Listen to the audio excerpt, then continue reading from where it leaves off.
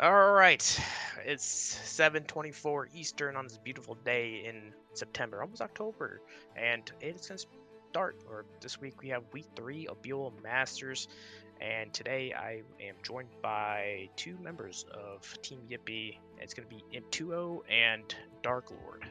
How are you both doing tonight? I'm doing good. Ready to beat some Mirandas after this. Wait, yeah, same. It's gonna be a good game. Doing well. You guys are coming off a win off Team Dizzy. I honestly think from last week, I think I got every matchup prediction correct from my side. So I think I have a pretty good hold on what's to come this season. I mean, I appreciate that you trusted Team Yippee to win.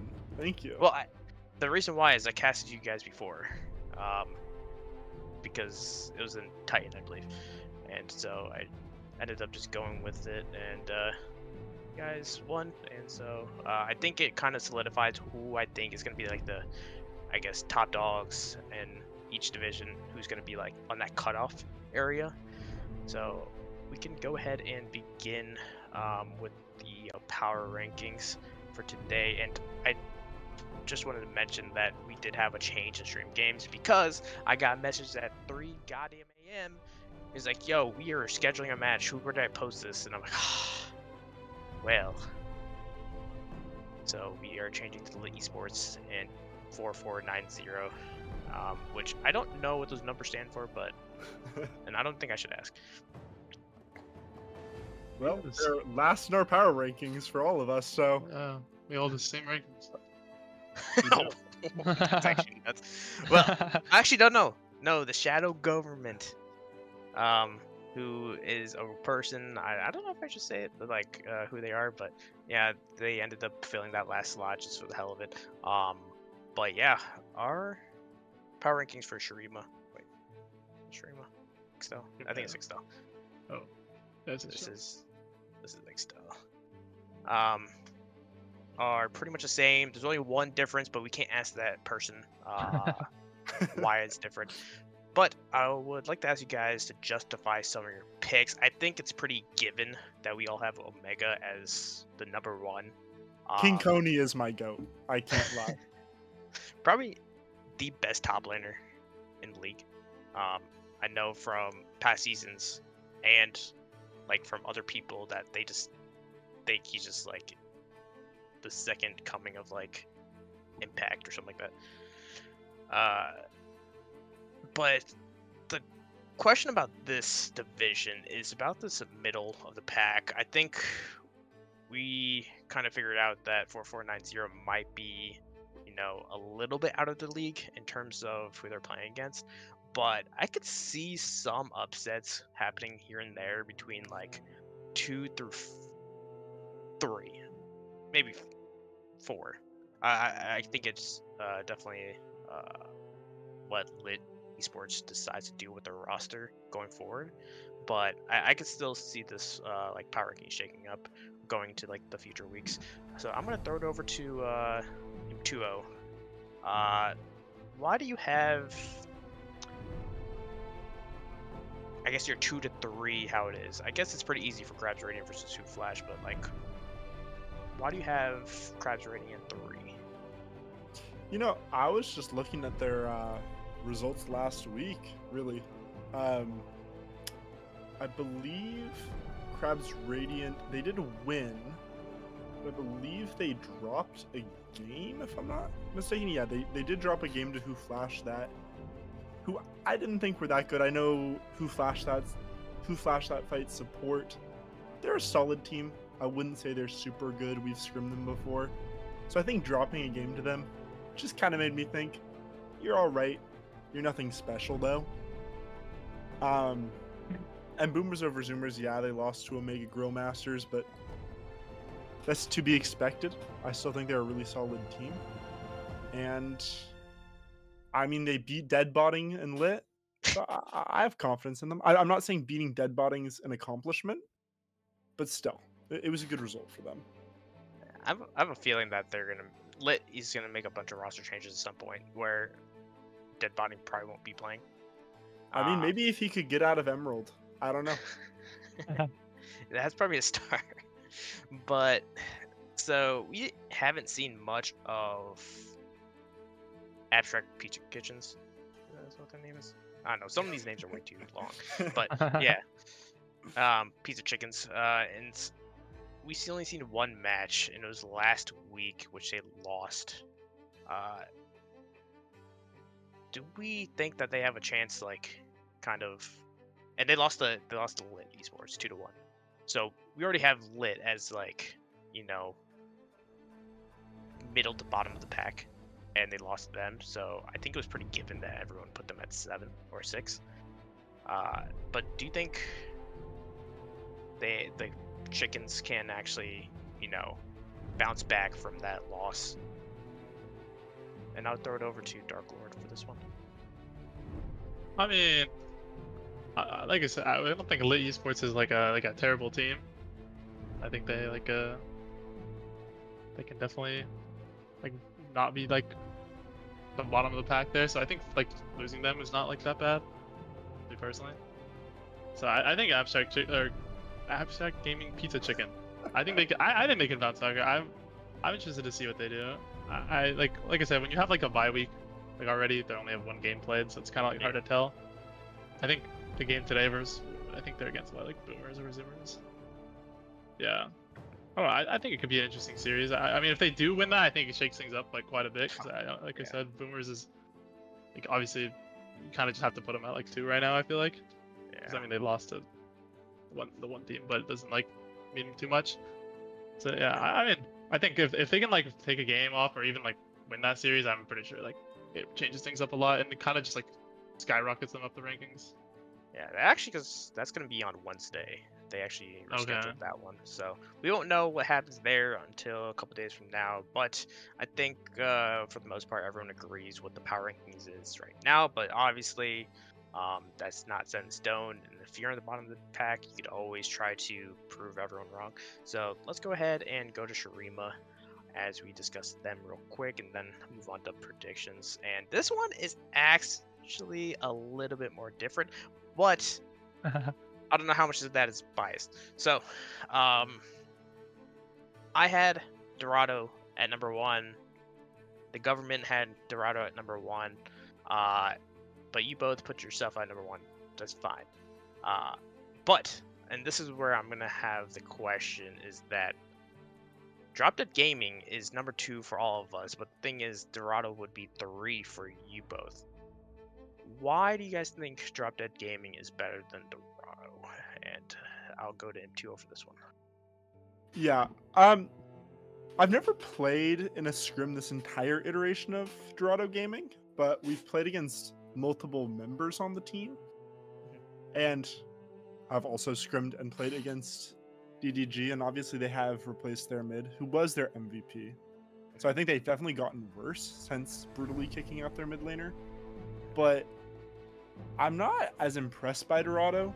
They seem to be able to turn it up during playoffs, but players like Riddy, they did not feel unbeatable when we've played against them.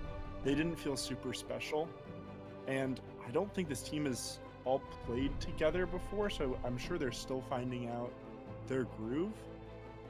Meanwhile, 4 out of 5 members of DDG are remaining. I think even if individually DDG or Dorado has some great players, I don't think they're invaluable. That's valid. And something I want to also point out, going below that, right below that, everyone agreed that RDG was our number 4, besides the government that actually had Maelstrom at 3, which I think is actually That's messed terrible up. That's part. pretty bold. So, Yeah, who is this guy? Get him out. I don't know why they put him there, but yeah. So theoretically, RDG should be number 4 for them as well, and RDG's number 4 for us. They're actually running 2 rosters every week, so they literally have 2 full rosters, and just to change things up. So what could be exciting is going into playoffs, this RDG team could become very, very lethal of how they play, how Fearless works, and I'm gonna be kind of intrigued by that. So even though we put them at 4 here, maybe like those 2 groups can actually ramp up. Some might have better strengths against some of these teams, and some might be better off against other teams. So they have the ability to field a very strong roster and kind of cater to who they're playing. I agree with the sentiment, but if you don't scrim with your primary 5, like, if you switch it up every week, you don't get the... Here's a funny part: they scrim each other. Oh, what the hell? So they running five like 2 teams Yes. of 5 that don't like intermix at all. Like they Correct. completely separate Right. 5s. Okay. And Correct, can you, yep. in the middle of a Fearless series, sub in the other 5? Yeah. That's flawed. I don't know enough about the roster to know if like how that like puts them in a draft, like Fearless, for example. Like I don't know if it's like, oh, like, you know, The Kai's off funny the thing table, is, they I bring never them in one expected trick, the but- team to do that. So, I mean, we're not going to just be like, oh, you can't do that. But I never expected a team to actually try to do that. So it's kind of funny. It's kind of unique. But then again, they don't have, if they're splitting playtime, you don't know like if they're going to get enough like practice Yeah. to, you know, ramp up during the middle of the season. Yes, though, like for example, if they have a brutal loss in game 1 and you bring in the next 5, they're not going to tilt off at anything that happened in game 1. But let's say if you win game 1 and it was a very convincing win, then you're taking them out for another set of 5 that didn't play, and they might not be warmed up. They could lose, and now your team that just won, maybe you're just like kind of cooled off a little bit. Yeah, I think it's definitely hard to get like. I mean, I'd be surprised if like have like all 10 players like completely bought into this, right? Yeah. Like, is it just like, you know, if you win game 1 and then I don't know who's making those calls, like 5 in, 5 out kind of thing, like a coach or a manager or It's something. the But coach. Yeah. it's like it's kind of hard to be like to just accept that, like, okay, like you guys turned, like, and it's I don't know, it's hard to like buy into that. But if they actually are like fully on board with that and they like have no like animosity or anything like that, maybe I could see it'd be interesting. I'd be Yeah, so tilted if I lost a close game and they were just like, nah, you're not playing. And so going down to the bottom 3 that everyone has besides the government: Maelstrom, Kimchi, Dizzy. Maelstrom, obviously, I think is the like de facto number 5, if not 4. That we'll see what happens kind of thing. But Dizzy and Kimchi. Dizzy, coming off the first 2 weeks with both losses, have 1 game win, and I believe that was in week 1. Kimchi Esports taking off a game last week, but that was to say it was against a pretty solid opponent. It was against RDG. So, Dizzy, I think they have players that are actually pretty strong individually, but they just couldn't find their way. They might have been at a point where they're actually playing against pretty tough opponents. They played at Zeta, and you guys. Yeah, I was gonna So- say their second week matchup was difficult. I can't imagine being able to Well, take a game off that team. Okay, theoretically, they play 2 teams in the top 3, right? So they could Yeah. easily bounce back. Like they could be better than the 3 teams that we put above them. But I agree, but it's just just strength to, of schedule. I will just say commentary is that we played them in Aegis over summer. It was a pretty close 2-1 where we won. Mhm. they seemingly upgraded their parts, but when we played them, no scrim, no game has a team ever drafted worse than they drafted. It was some of the most diabolical drafting anybody has seen. And so I don't think the players are bad, but they need to figure out what they're picking, because I could not draft a worse team if I tried. Yeah, and that is gonna come very important. Like, so a big thing about Fearless is that drafting is much more important. You got to figure out how you want to play, but like your drafts, not just game one and then figure out game two. You need to figure out how you want to play your first 2 games immediately. Yeah, I think for sure with Dizzy, like putting them at the bottom wasn't like a. I think they're just like by far the worst team. I mean, they did, like I said, took a game off Dorado, I think it was. But I think after last week, we kind of like it's maybe a bit of bias. Like it just didn't feel like they showed us anything that like I should put them any higher right now. But I don't know. I mean, if they come out and maybe draft a bit better and show something, then I could see them moving up. I mean, they did play some strong teams in that sense. Yeah. And I just got word that RDG's team is actually 2 teams. It's actually 2 legit, like, separate teams. And I do remember when I saw Titans that they did have 2 different RDG teams there. So I think those are actually the 2 teams that are playing under one team here, because we only had 1 spot open.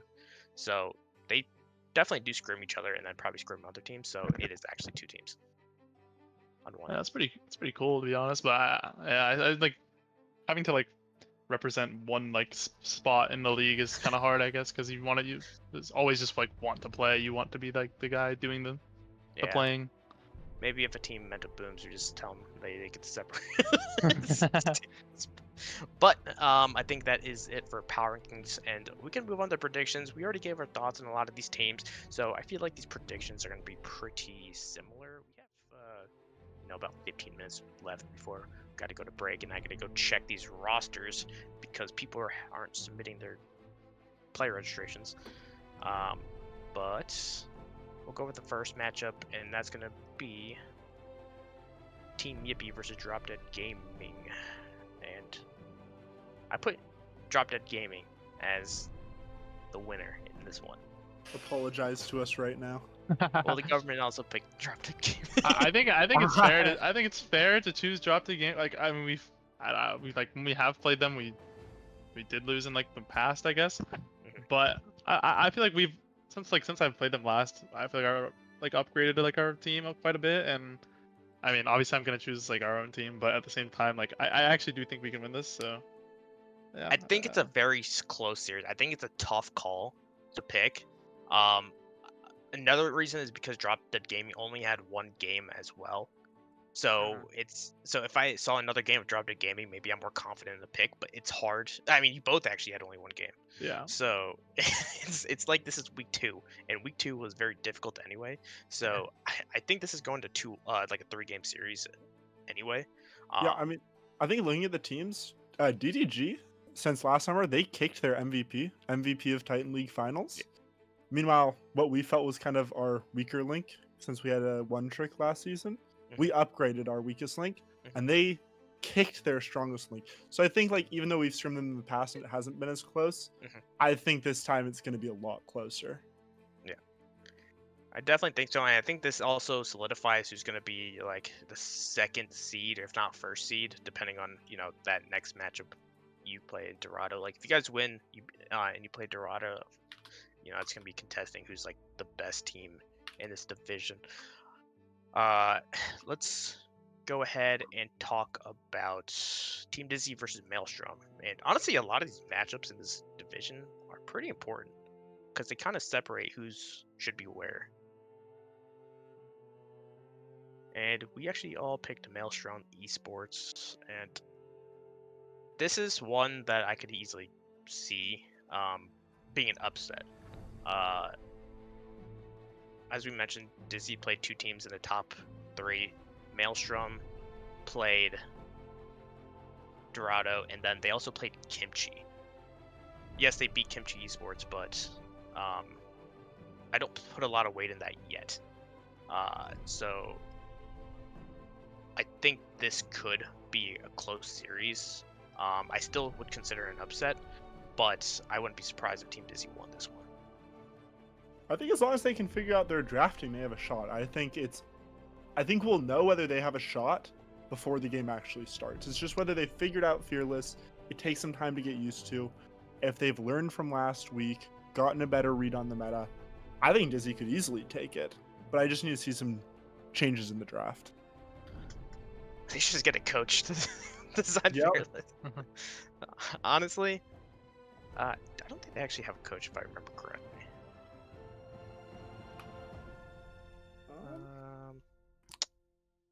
They do. Oh, they do. They do. Yeah. Well, I mean, maybe if the coach New figures out coach. Fearless, but if you're, I didn't remember the drafts as well. What was I doing? I was doing something. But if they do figure out, like, I just look on paper. The team, each player, solid, right? The team average is like a master's, like 200 LP. So it's not like they are bums by any means. It's not like they're low diamond players trying to punch up above their weight class. They have a chance to beat any team. Like, they're playing these people on solo queue. They're doing like as well as any of these other players. But draft is so important in higher elo and in Fearless because you can't just put all your eggs in one game. And if you do that, and let's say a couple of your players are just like not one tricks, but even two tricks, they could just get absolutely obliterated with their picks in game 2 and then eventually game 3, where they're playing their 5th best champion, which that 5th best champion might just be at like emerald level. But I do want to see Dizzy win this one, just because it'll shake things up in this division. Let's go ahead and move on to the next one, where we actually all picked the same thing, and it's going to be Dorado Gaming beating Rubber Ducky Gaming. Yeah, I mean, again, it's hard to kind of pick against Dorado. It feels like this is one of these two matchups are pretty easy. Like, Dorado's beating down.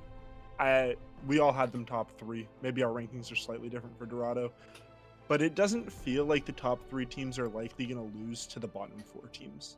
And so I think this is the easiest prediction. Dorado did lose a game to Dizzy. So, like, this is a team that on paper, I like. A lot of these people have won before. It's like Riddy, Joker. A couple of them I haven't played in here, if I remember, unless they're changed. I definitely really rate Riddy. I think he's a good player. He's very consistent. With Noah. I don't know if I've ever played against Riddy. Maybe we have. I don't. You have once. We have. Okay. All I know is right now I'm 0.1 higher in rating to be the number 1 rated player. Well, you played one game though. Yeah, and I'm still 0.1 higher rated to be the number 1 rated player. So maybe Riddy retires after this. I might be Riddy father, is what I'm saying. But like them not 2-0ing the first week, and losing, maybe they went in and egoed. I think that's what I said last week on Otter Talk. But and it's a very high possibility as well that they egoed. But they can't be a little bit too relaxed against some teams, and I think this week is going to be one of those weeks that they can't become too relaxed, because there are some solid players on Rubber Ducky Gaming, a lot of players that I've seen before, and a lot of players that have found a lot of success in playing in amateur leagues. So I'm honestly going to give this a 2-1 to Dorado, but obviously I think they get upset. I'd probably give it a 60% chance for Dorado to win. I'd like to see an upset. I would love to see an upset, but I'm more at like 75-80. I think they would have to lose a lot of focus. I do think they probably just played with a little too much ego. Looks like they were actually up a lot of kills early into their first game against Team Dizzy that they lost, and they just kind of decided for fun. Yeah. That's valid. Let's go ahead and go to the next set of predictions, and this one is going to be. Yeah, it's actually. Wait, why am I on week 1? Alright, yeah, it's gonna be Lit Esports versus 4490, and I'm going Lit because it feels like 4490 unfortunately might be the bottom of the barrel team in his division, unless they show up tonight and beat Lit. I can't vote for 4490.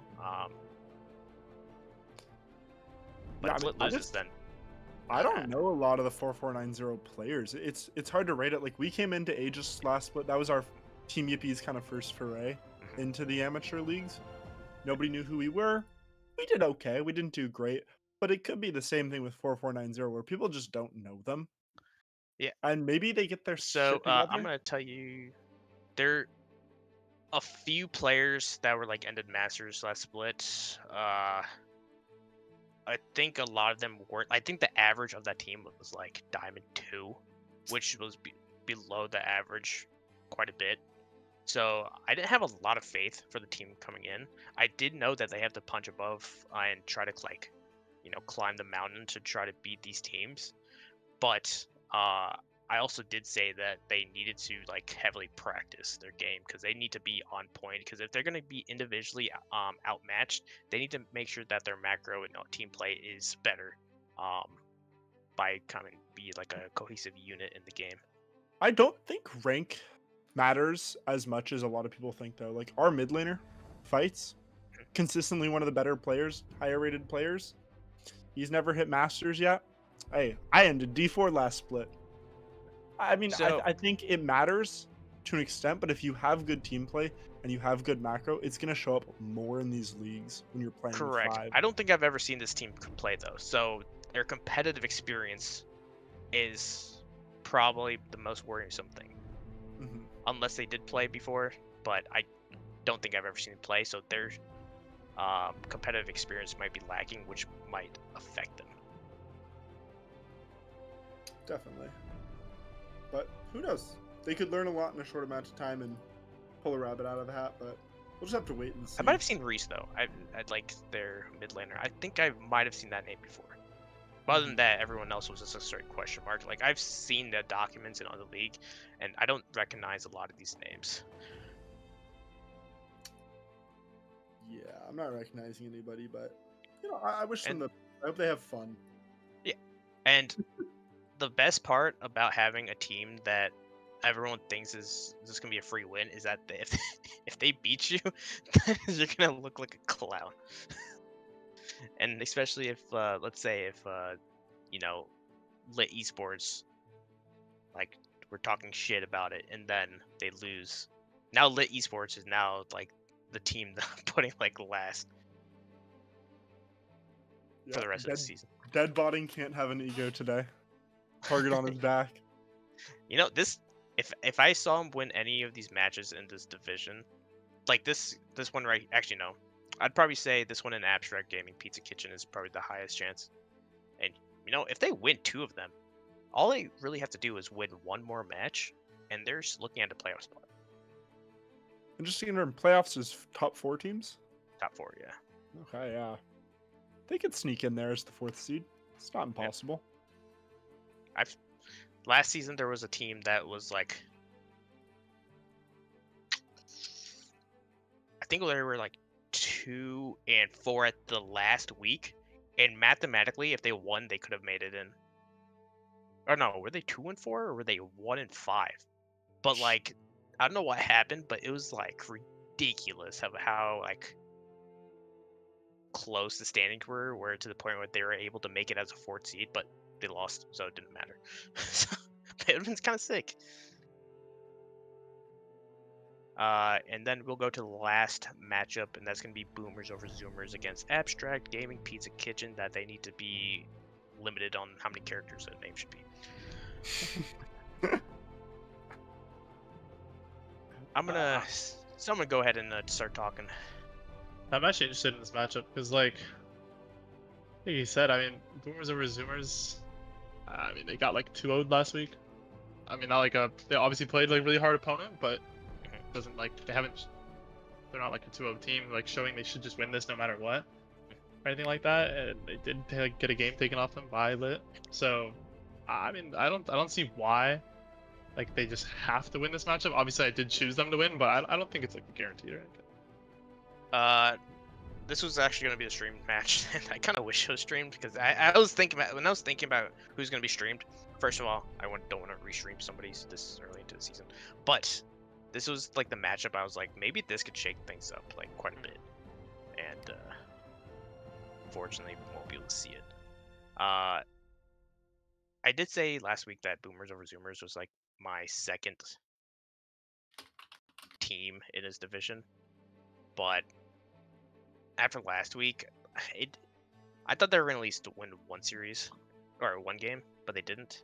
So I think it's open up to debates of who can get that second spot. And honestly, it might be Krabs Radiant, who won't play this week. But we're about 7 minutes from game time, and that will do it for now. Do you guys have any last minute comments, concerns, questions? I don't know. I mean, I just think we need to be prepared for the timeline where Yippee goes 6-0. I don't think people are ready for that timeline. You know, if that timeline ends within like 2.5 hours, Yo, chill out. Yo. and you What? drop dead beats you, then like, what are you gonna do?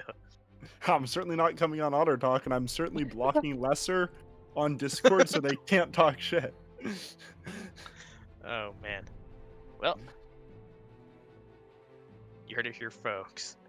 And if you block Lesser, you know Lesser's gonna DM you and like have other people DM you. Call Yes, it a day. but I will just also block them. I'm immune to criticism because I don't want it, you know? Well, Dark Lord and 2-0.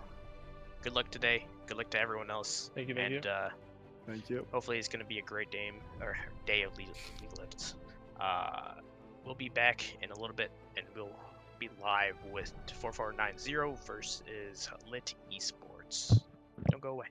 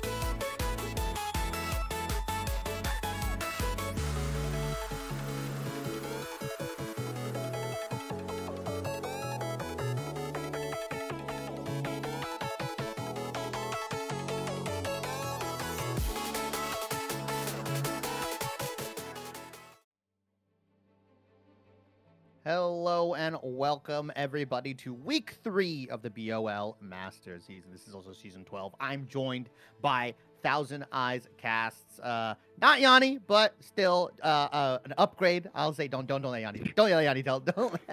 I tell Yanni everything. Like he's absolutely going to be hearing about that. So I'm sure you will hear from his lawyer. Regardless, we are getting into our picks and bans here. As want to get this out of the way here. Both teams losing some bans. There's some e-subs from shenanigans, so both teams losing 2 bans. So we're not just not banning. We are just kind of left with this, which does open up some interesting things in terms of the picks and bans. The Jarvan getting first picked here, Nocturne being locked in response, which is honestly a little interesting. I haven't seen Nocturne in a hot second here.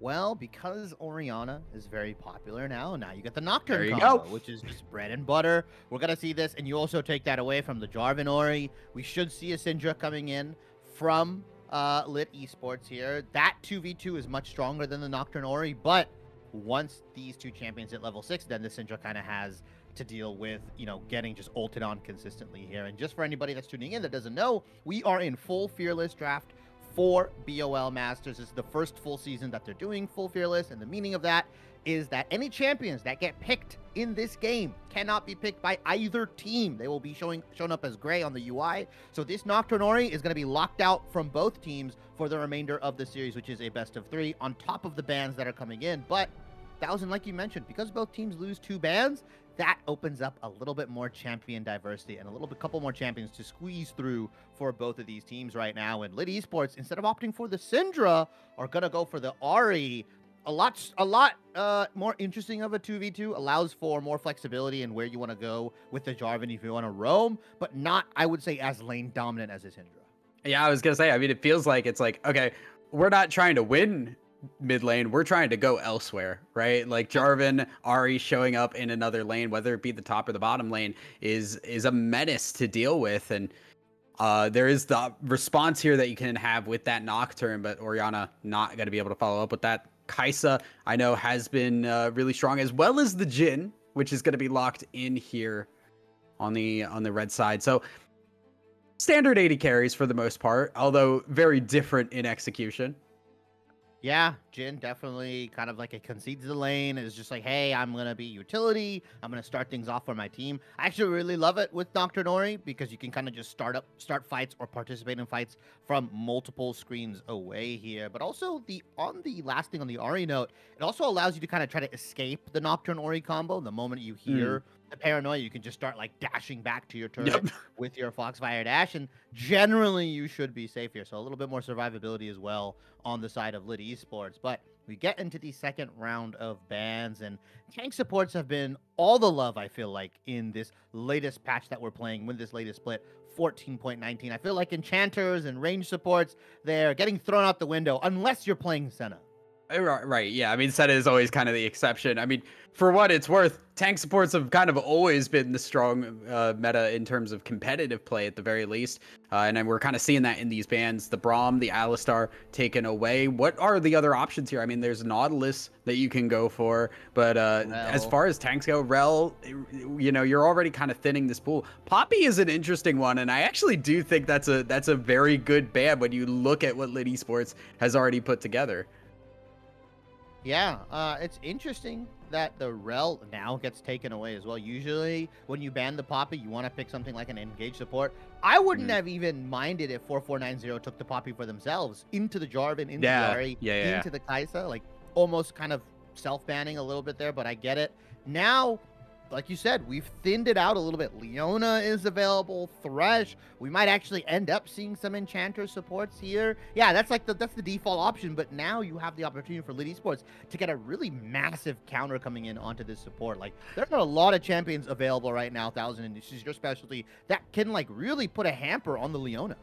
I mean, there are definitely a couple. Thresh is one of them, and I think Thresh is the best option, right? Because with the Kai'Sa, you want to have that engage. You don't want to have an Enchanter with the Kai'Sa. It really does kind of make things a little bit more difficult going into the mid game where you don't have those engages. So I would expect the Thresh to be locked in. You just flay away the Leona every single time, and you can play pretty defensively in this lane because Kai'Sa usually looking to try and ramp up a little bit unless you get a really good pick here. Blind picking in the top lane for Lit Esports now, as the Jax is the hover, will be locked in. Pretty standard stuff. Yeah, Cassante up on the board. We could see the classic Cassante Jax matchup. Aatrox is available for 4490, or they can go for something a little bit unconventional. I feel like they need frontline, but they're gonna potentially opt in for a Mordekaiser, which is kind of nice because with Lit Esports' dive composition, which I'm gonna call it a dive composition. You got Jarvan, Ari, Kaisa, Jax. Being able to take one of those pieces away at the blink of an eye and just being like, you're stuck in here with me for like 10 seconds. Like you're not allowed to dive with your team. You're missing out on a lot of damage, and you play into what 4490 want to do when they want to like probably hit the counter engage, right? So you have a lot of ways to kind of disrupt the dive, right? Or in this case, I would say desync the dive is probably the best way to put it, right? Because you take the Jarvan out of the picture, you take the Ari, you lose a good chunk of your either engage and or damage here. And you don't want Kaisa flying in by themselves into this team. Yeah, I mean, that's kind of the scary thing, right? Like, when I look at what Blue Water have, there's nobody that's, like, super beefy, right? Like, there's nobody that's like, I want to get into the fight and I could just stay there. Everybody's kind of like, I want to get in, do my job, and then dip out. So Blue Water in a very like execution heavy, I feel like is the best way to put it. Like you've got to play your composition right. Meanwhile, you look at 4498. It's Leona, Mordekaiser, Nocturne. Like these are champions that just kind of do their thing. They just go in. They're kind of meatballs. They're kind of stat sticks. And 4498, like they really have the opportunity to push the issue, I feel like. Yeah, they also have that ability at level 6 to kind of just pull the trigger around objectives. I feel like this Jarvan, like you said, the Jarvan Ari from Lit Esports side, they've kind of got to work a little bit harder, right? They've got to kind of sweat a little bit for that engage. Jin's going to be playing from multiple screens away. You've got Leona, Mordekaiser. You can't really dive onto the Mordekaiser either because if he ends up ulting one of your teammates, he dodges out a lot of the CC. If you Cataclysm, he's just going to take you to another realm, right? You can't really baby cage him either. This Mordekaiser is a really like savant pick from 4490 here and puts a real big hamper on Lit Esports plans. I feel like Lit Esports came in, it's like, okay, we'll just dominate on side. We'll just be able to play for picks. We have Jarvan, we have Ari, like we have Kaisa if they want to join. But now you kind of have to play it a little bit differently so you don't get 1v2'd by the Mordekaiser, which he's one of those champions that loves when you give him pressure, loves when you throw ganks at him, and just kind of opens up the map for the rest of his team. We'll be interested to see how Team 4490 plays around these objectives. I feel like if they hit that first dragon fight or second dragon fight, Lit Esports can get onto their item timings a little bit better. I feel like one item Kaisa is a lot stronger than this one item Jin, but again, Jin's just kind of participates, right? He's just kind of a fan, throws the curtain call, gets this done in. The real meat and potatoes is this is this Nocturne, is this Orianna combo. If they can land onto two key members, the Ari, the Kaisa, that's where the fight starts swinging in their favor. They just have to be mindful of where this Jax is. I mean, that is the thing too that I'm like really kind of scared about too. Is Orianna? If Orianna gets a little bit ahead, if Orianna does well in the early to mid game, these shockwaves are gonna hurt. Again, no big tank for Lit Esports. These shockwaves hit multiple people. There are multiple people that are going to die, especially when you throw in the Leona and the Mordekaiser to just follow up and just kind of like smack the heck out of whoever's in front of them. It's gonna be interesting because I do think Lit Esports just like if you play it right, that comp is really, really scary. But you gotta just play it right, and 4498 are just like, well, I'm Mordekaiser, I push R, we're going to the bone zone, I'm gonna come out really strong, and then we're gonna just walk all over this team. Yeah, 100% here. There's also some added value if like Nocturne wants to pick up like a Serpent's Fang, right? Because I assume Thresh is gonna rush lock it. We have Kaisa shields, we have Jarvan shields. Jarvan's core build consists of like Eclipse, into Sundered, into Sterax. Like you said, not a lot of armor, not a lot of magic resist. It's a lot of health, kind of beefiness. And as long as this Orianna is ahead of the curve or slightly ahead of the damage curve, like you mentioned, these Nocturne Ori combos are going to be absolutely devastating here. I'll be interested to see if these teams are willing to trade objectives, if they're willing to trade like triple Grubs for first dragon. I feel like Grubs is going to be a lot better on this Elite Esports side specifically for that Jack, so you can get that split push condition in. Because on side, Jack should be fine, right? Like eventually Yes. you'll hit a point where he can, even if he gets thrown into the Mordekaiser zone, he should just be able to kind of relatively walk out with a good amount of HP as long as he's building correctly, right? You could go Wits End third, or if he wants to build Maw. But I think realistically, Grubs for Dragon Trade should be the move for Elite Esports. They should really focus on kind of getting that 5 to 6 grub mark and then see what they can do, see where they can split up. Because once you have members from 4490 splitting apart and answering your split push, that's where the Ari, Jarvan, and the Kaisa can kind of be this 3-man kill squad, in my opinion, and start diving in onto the Orianna, diving in onto the Jhin, finding someone out of place, and then just using those numbers advantage to take objectives. I think that's where Elite Esports comp shines, in my opinion, when 4490 is responding to waves, responding to the split push of Jax. Yeah, especially too, because like Jax is Counter-Strike, right? Jax could just Yep. hit E, and then Mordekaiser can't get his passive, which is kind of a big deal. Regardless, I do believe we're gonna send it to a quick break while we get ready here for this first game, guys. So don't go anywhere. We will be right back after this.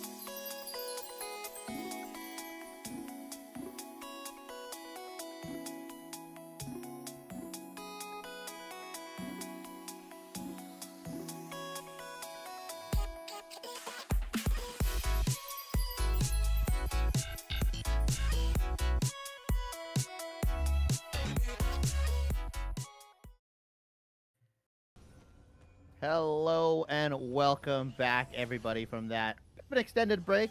Got running into some issues here, but we're back onto the Rift. I'm your color caster, Shibby, joined by my play-by-play Thousand Eyes and standard 5-point defense, it seems, coming out from Lit Esports. But if you look on 4490's side, they are trying to sneak into that bot side river and potentially cheese out the Deadbotting and Elliot Senpai here. I mean, that's honestly not a bad look, right? Like, I'll take it. Yeah, Leona could just be, again, we kind of said it, like, Leona just kind of does things. Hook actually gonna hit here. We get the electrocute proc as well. Machine Killer in trouble. Ignite is gonna be used as well, and Machine Killer will get back to the tower. It does have to reset, and probably has to TP back if you want to get to this wave in time.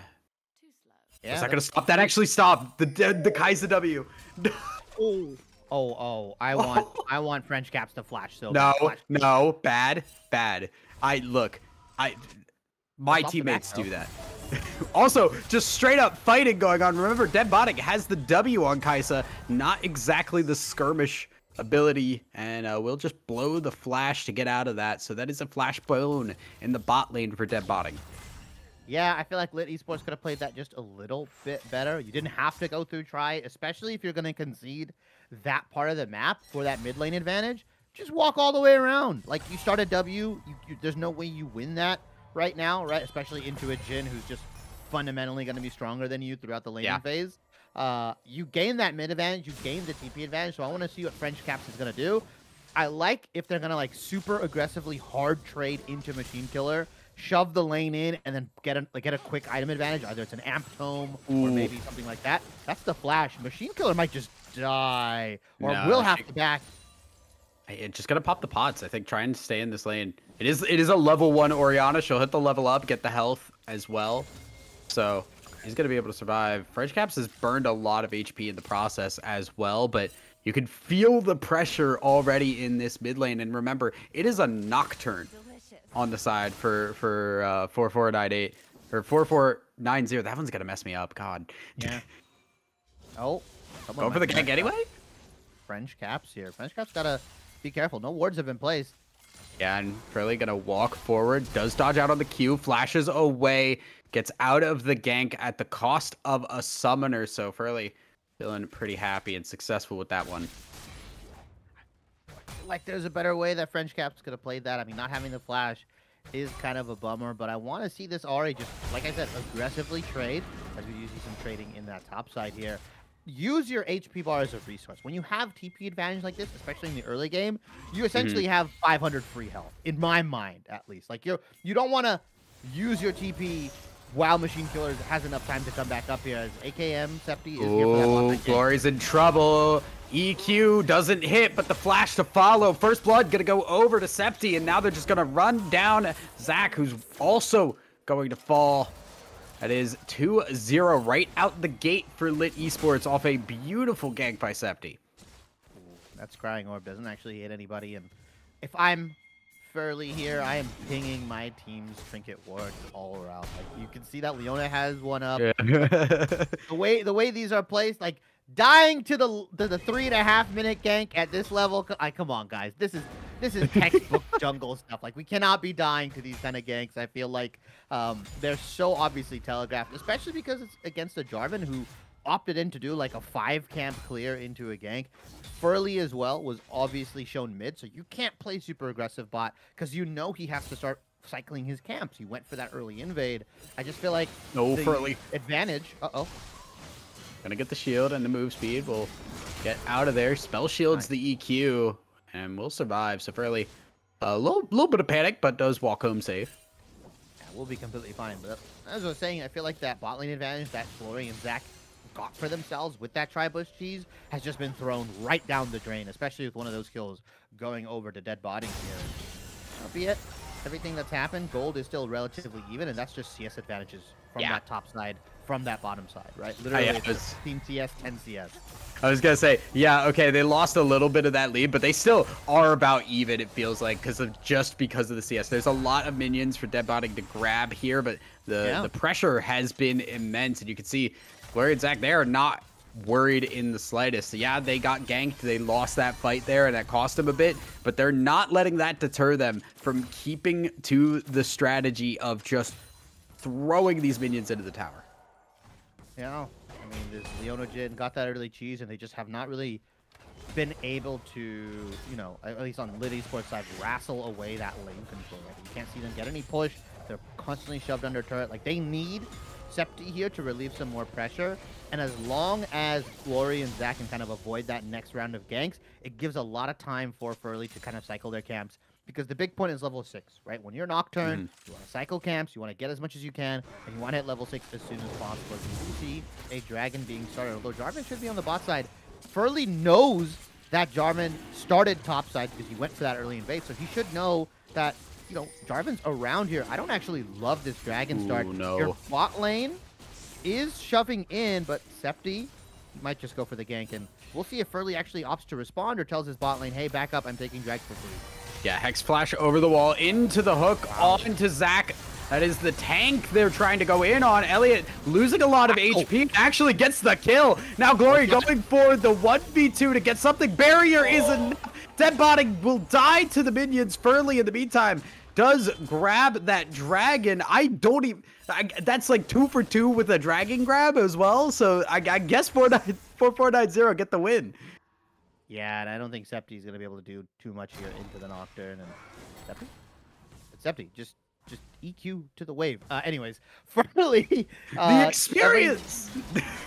Experience! All right, we just don't care about minions. Yeah, a 2 for 2, 4-4-9-0, doing a fantastic job just weathering the storm, weathering the pressure right now. BF sword in Glory's hand as well.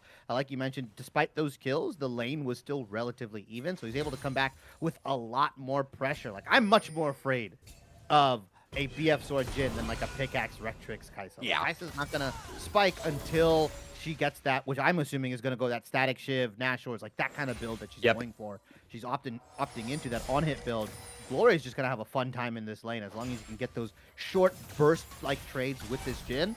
This lane's not going to be fun for Deadbotting or Elliot Senpai at all. And Furley has hit level 6. And now that you've hit level 6, you have about 2 to 3 ultimates you can get off before the laning phase is done. It's a roughly 2-minute cooldown on a rank 1 ultimate for Nocturne, and you want to try to get a kill. You want to try to force an objective with it, right? If you just blow a flash with this ultimate, I don't think it's worth. You need to get something more out of it. So let's see where Furley places his first ultimate for Nocturne here. If he looks to sync up with Machine Killer, or he maybe looks to kind of take down AKM Senpai here. Ooh.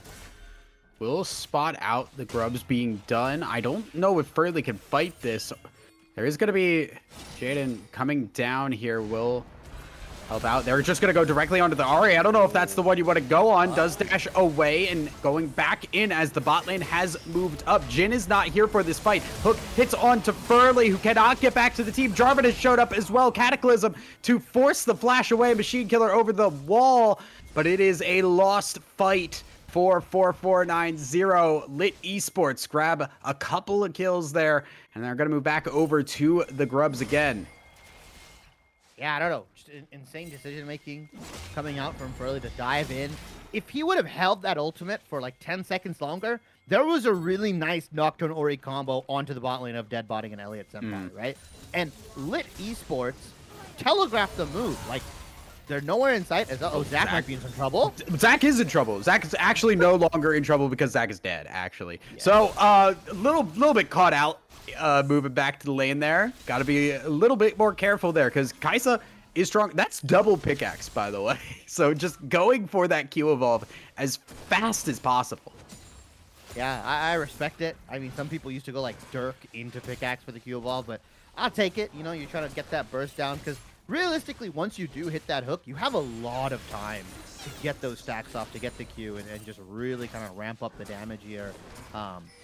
Early is going to be able to pick up 2 grubs here simply because Jadon has insane lane control on the top side. I know we haven't really talked about it, we haven't really panned up there, but it was a 20 CS lead at one point for Jadon. It has now doubled to about, or almost doubled until that wave was taken. It's now 30 CS, and Jade has like a 600 gold lead, a bounty on their head right now. This Mordekaiser, we talked about it a little bit while we were in the break.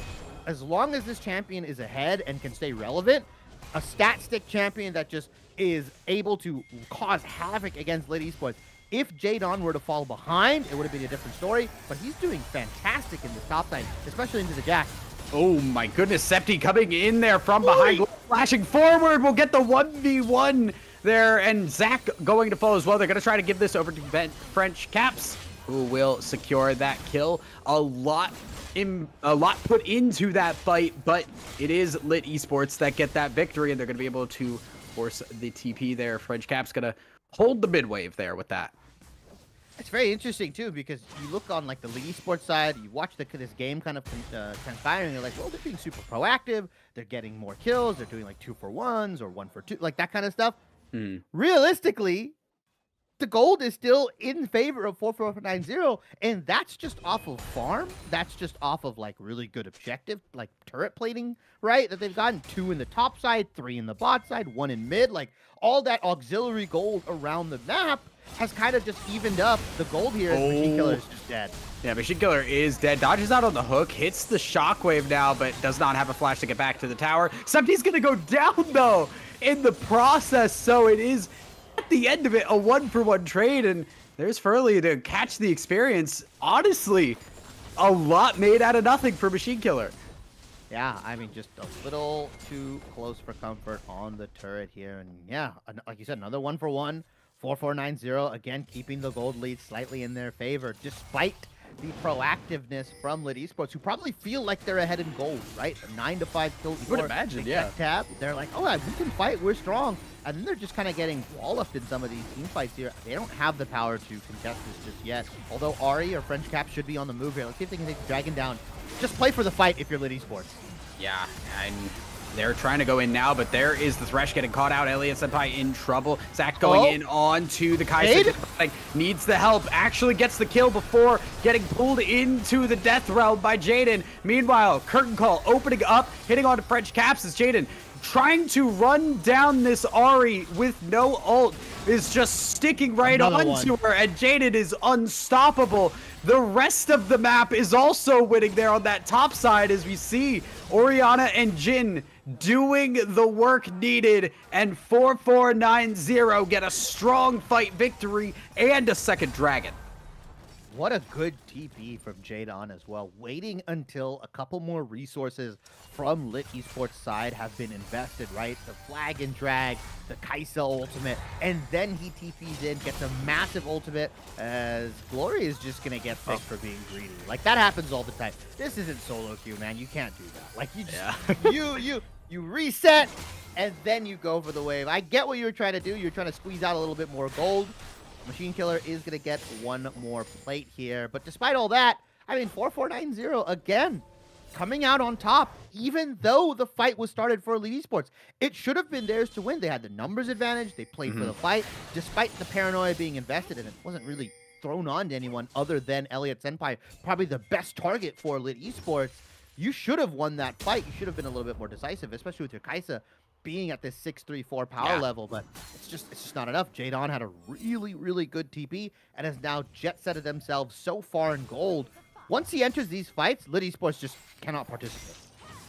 Elite Senpai trying to make up for that death, though, is Zac in trouble again. We've seen this a couple of times. Flashes over the wall, gets the shield, and there's French Caps going forward. Shockwave Ignite, gonna get the Lantern back, but only to go into a grave as Furley now showed up for the fight, and Zac's going back in. Cataclysm flash out, Septi to get away, and here comes Dead Botting. That is the strong Kaisa, but taking a lot of damage. Furley actually gonna go in here. I don't think you want to be doing that. Can't get the kill onto Dead Botting. A Machine Killer trying to run back over. Lantern will get Septi out of the fight. Hook does not land. And again, just skirmish after skirmish in this game. What am I watching?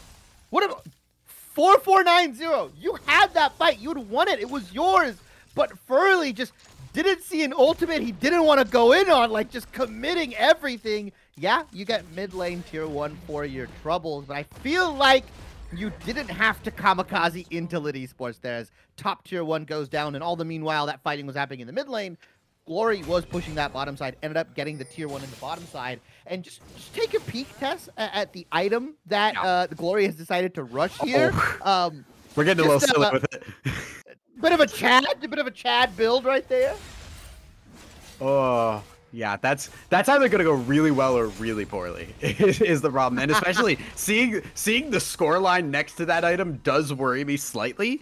But I mean, Glory is at a point now where Jin should be able to just stay back and just play off of the rest of the team, right? Like Jin is in a good place right now, but Jin is not the win condition at the moment. It is this Mordekaiser, it is this Orianna, and all you got to do is exist, and you can get a lot of lethality there. Machine Killer is going to be grabbing the wave at the bot side, although we do now have to keep our eyes up on the top here because Rift Herald is being taken. Yeah, Machine Killer has TP, so does French Cap, so it can be matched here. Although we see AKM Septi not even opting for it. They're going to look to try to overload this bot side. Herald's being taken. What's going to happen to Machine Killer here? Flash burned. We'll stay alive. Machine Killer, you got to be careful here. Ooh, we are dodging missiles from all directions. Jade! Got to clear that wave really fast here. I don't know if there's a way to do it. Machine Killer just trying to go for the kill here. Oh my! French Cap stays alive. Machine Killer's still fighting this one out. Can't hit the Qs. The skill shots just aren't there. And it will be French Caps grabbing the kill. But top lane, like you said, they're just going in. They're jumping onto Olympian, who has nowhere to go. Curtain Call will seal their fate, and Glory and the rest of the team now, they get the win and they get a tier 2 in the process. A 1-for-1 overall, trading top for mid on the both lanes here. But the crucial part, a ton of gold picked up. The tier 2 in the top side, 700, around 750 gold split between the members here. You only get the tier 1 bot. That's a consolation prize at best for Lit Esports here. And Infernal Dragon has spawned, or not Infernal, sorry, Cloud Dragon has spawned. I get always tripped up by that icon because it's just Infernal Dragon every single time. But we'll see if 4490 can look to contest this. They don't have to fight this if they don't want to. It's just a Cloud Dragon. Is TP used from French Caps? Gonna be zoning them out, and yeah, like you said, not gonna fight this one. They are just backing away. It would have been Soul Point if grabbed by 4490, but they recognize we are strong enough. We do not need to take this fight, especially knowing apparently Olympian in a lot of trouble here. Gonna walk over. Glory may grab that one. Counter-Strike is used. I don't think that's really gonna accomplish a whole lot, but Olympian gonna just end up back on the gray screen here. Has not had a great game on the day. Yeah, as we see some fighting in the mid lane here. Glory. Let's see if this build can actually do anything. Hubris is gonna force dead botting away. And yeah, the gray screen kind of just has been Olympian's friend here. Just hasn't really been allowed to play the game. I feel like this Jax is just, you know, in the same vein as we thought maybe the Mordekaiser, if he would fall behind, would be kind of useless. Jax, when he's not ahead of the item curve, when he's not allowed to participate in some of these team fights with his flanks, he's just kind of relegated to splitting the side lanes until he hits about 3 items, right? That's where he kind of starts to finally even out. He gets maybe rank 3 ultimate. Then he can really start you know, wreaking havoc against this team. Although 4490, they are on a bit of a time here. I will give the scaling over to the Jax, over to the Kaiser here. 4490 need to think about ending this game within the next 10 minutes, I believe. Yeah, kind of like we said, right? There's a couple of champions here with the Nocturne and the Mordekaiser where, like, to a degree, you're kind of a stat stick. And if you don't have the ability to just outright win based on your stats, you are going to get put in a rough spot. And Mordekaiser eventually will start to struggle. That Jax will scale up. Septi, looking at this top side here, just looking to clear out some vision. Lots of members up here. And Machine Killer will actually spot that one out with the blue trinket. Yeah, and there isn't like a clean answer for Jade, by the way, who is just, you know, insanely far ahead right now. Like, Olympian just kind of has to pray that Like, Jade... wait? Yeah, like that's all you can do. And realistically, you need more than one person to answer this individual, because Jade's just going to keep banging on your turret. And now you see they've sent the Goon Squad, Lit Esports. They want to try to do something, but again, Mordekaiser fundamentally as a champion loves when you send people to his lane, when you give him the 2v2 or 2v1, 3v1, that kind of stuff, because he can just make it a 1v1 almost instantaneously here. So yeah, I mean, like, Jade is eventually going to get this tier 2 on the bottom side, gonna pick up that third item, gonna be so far ahead of pretty much everyone on the side of Lit Esports. And what do? Like you said, Tess, wait. Like, that's all you could do. You wait, and then you pray that eventually late game hits, and your Kaisa, who's gonna hit 3 items, your Jax, who will eventually hit 3 items, can do something about this champion. But you can't buy a QSS. You can't do anything. Like, this champion just is so good when he's allowed to flourish and be so far ahead of the rest of the team. Yeah, and it's also just like you can't try and do anything either, because the Rylai's is scary, the ultimate is scary. It's very, very difficult. Hook gotta go wide by Elliot Senpai. We have Baron on the table now, as we do see Lit grabbing the Rift Scuttler. Gonna clear out some vision and see where things go from here. As you know, the longer that Lit Esports kind of wait here, trying to just jostle around this Baron, the more time this Mordekaiser has to just slap on towers. Yeah, I will say my one big critique for 4490 here is they just haven't been able to really execute on this Nocturne Ori combo that I'm so, like, excited for. Right? They haven't. It's been very disjointed. They've been able to win team fights regardless, but for them to really get a definitive kind of Baron here, they've got to choke out the vision in the top side, place their own pinks, you know, and use this Nocturne Ori combo from, like, Fog of War onto French Caps, onto Dead Botting, get a meaningful kill onto one of these members, and then start the Baron. Because right now, them ping-ponging waves back and forth, Machine Killer might just pay for his life. Machine Killer not ready for the Ari, does dodge out the charm. Here comes turn though, and you don't even need the combo this time. Flash over the wall. French Caps, I don't think that was a flash worth utilizing. Will be actually traded as Leona gets caught out, so it is a support for mid and an instant pull on the trigger here for Lit to go on to this Baron. I don't know about that. I mean, they're going to have to give up something here. They're forcing they're dead. They're just dead. Curtain Call opening up, popping Olympian, gonna go down, and now they're gonna move in. Septi cannot get the smite down. It is Furley grabbing it away. All of the work wasted, and an ace for 4490. Just everything was taken away from them. Wait, 1000. Can you help me? I've got to replay the events.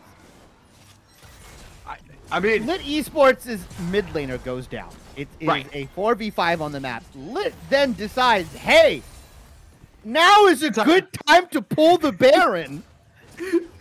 Knowing they would have a numbers disadvantage, instead of potentially collapsing onto the Orianna, potentially forcing onto the Nocturne, who has just used their ultimate, they decided to pull Baron with the limited amount of damage that they do have, right? This Kai'Sa's not 4 items, 5 items deep. You're not burning this Baron instantly. It's not a Azir or anything like that. And instead get completely wiped off the map. They give the Baron, they give the Dragon. Everyone on Team 4490 is allowed to reset. A 9,000 gold lead is now generated at the 23.5-minute mark, when in reality, it was only about 3,000 to 4,000 prior to the shenanigans that happened. Like, in a long enough timeline, Lit Esports would have scaled to a point where they could fight 4490, but they've kind of just shot themselves in the foot. Yeah, it's a questionable play. I'll say that much. Now does really kind of put Lit Esports into a bad spot because their wave clear is really only that Ari. There's that shockwave combo we wanted to see, instantly destroying Dead Botting a little bit too far forward. And that will mean they're going to push forward here, see if they could get this tier 3. Septi having to give up on the Wolves to just show up here. And again, Mordekaiser going to be continuing to push. There is no answer for the Mordekaiser. They're trying to trade a tier 3 for a tier 1 in the top side. I mean, Olympia is just trying to do something, right? He's kind of useless here, let's say. Realistically, him being here is just another, body to the fodder right now. But because of that, 4490 can just push for the end. They've got Baron, they're 10,000 gold up. Like, who's stopping them? What is stopping this team? Not a whole lot. Cataclysm going to be burned, but Septi needs to get away. Zach under tower, jumping onto Kaisa, who will fall Olympian. Doing what they can, flashing forward. Glory not even going to go down on that. Not a single member. Lost a triple kill over to Machine Killer, who is focusing right now on killing the Nexus. The Zonias is enough, and a decisive victory for 4490. What a good game from Team 4490 here, using that red side counter pick to its utmost advantage.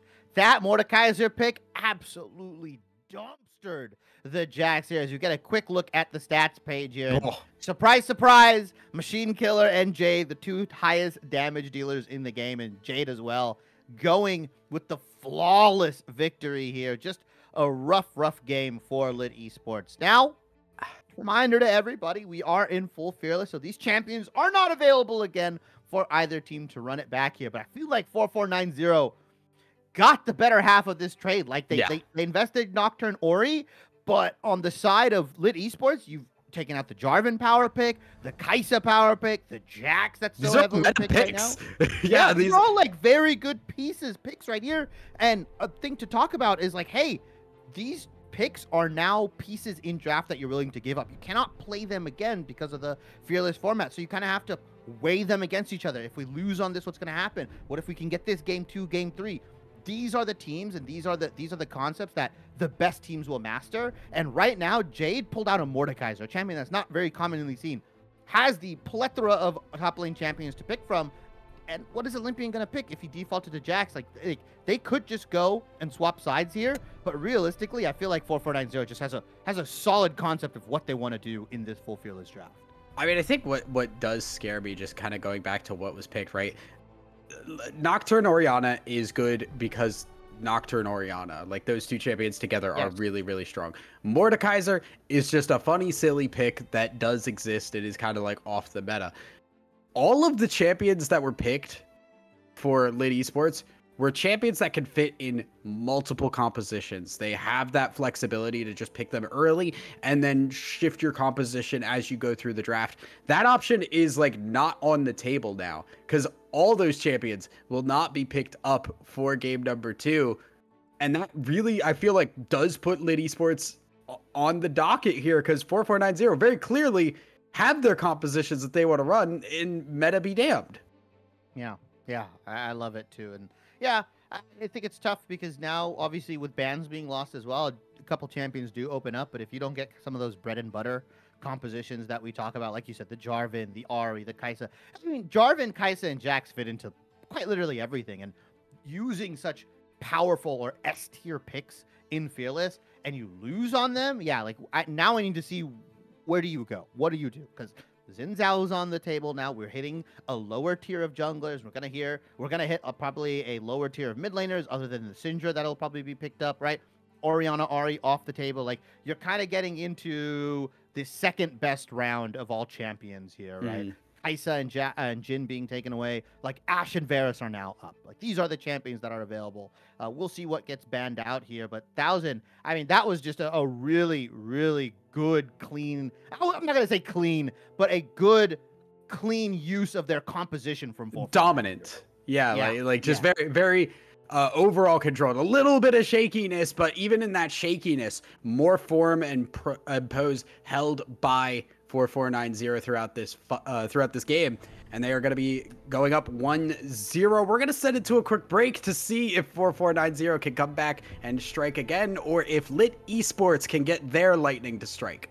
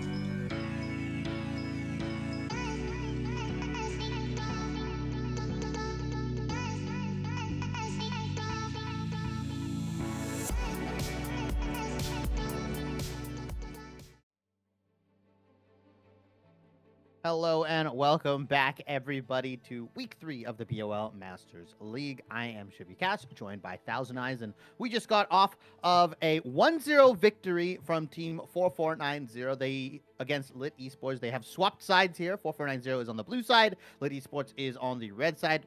Teams are losing bans once again because of some unfortunate internet issues and e-sub issues. And just for anybody tuning in, the grayed out champions, we are in full fearless draft. So neither of these champions are available for both teams. Both of these teams picked these champions in game 1. So we're going to see 10 brand new champions here as we see the Ashe getting banned out. Thousand, Lit Esports have gone for a much more aggressive lane this time around.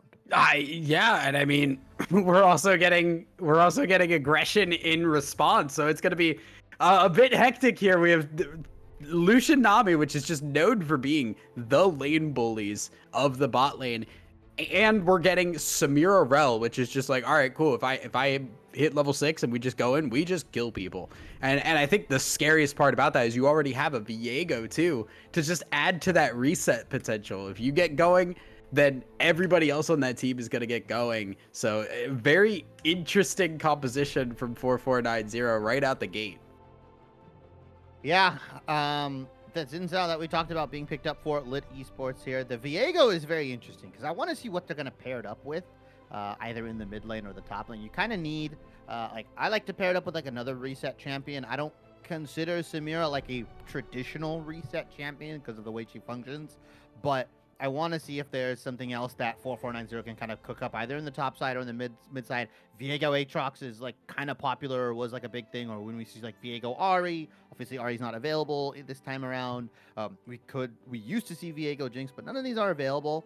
I'm surprised 4490 are the ones opting in for the LeBlanc ban because Viego LeBlanc is pretty damn good mid 2v2 in my opinion. It's pretty good. I mean, sometimes it's just like you don't have it in the champion pool, right? Like it could be good. I don't know how to play LeBlanc. Don't give me that champion. So I get it, right? We'll see where the bans go from here. The Vladimir one is an interesting one. Has had a little bit of resurgence coming through, and Hui, which honestly, that one makes a lot of sense. Hui has just been really strong, just especially as just a blind pick mid laner, just kind of stand there, clear, stay alive, and work in almost any team composition. The champion that is slipped through the ban phase and has not been picked up yet, surprisingly. It's a champion that we thought would be getting picked up pretty frequently is the Syndra. I don't know if a memo came out. Maybe people saw plans. It was like, actually, no, I don't want to play Syndra. I don't like being in a mobile mage in the mid lane that can die to anything. But it is going to get banned out. I feel like Lit Esports, if it was opened up, the Xin Zhao Syndra would just be an insane combo. But now we get to like the third tier of best mid laners available now. Like we kind of dive deep into the pockets. Everdigger.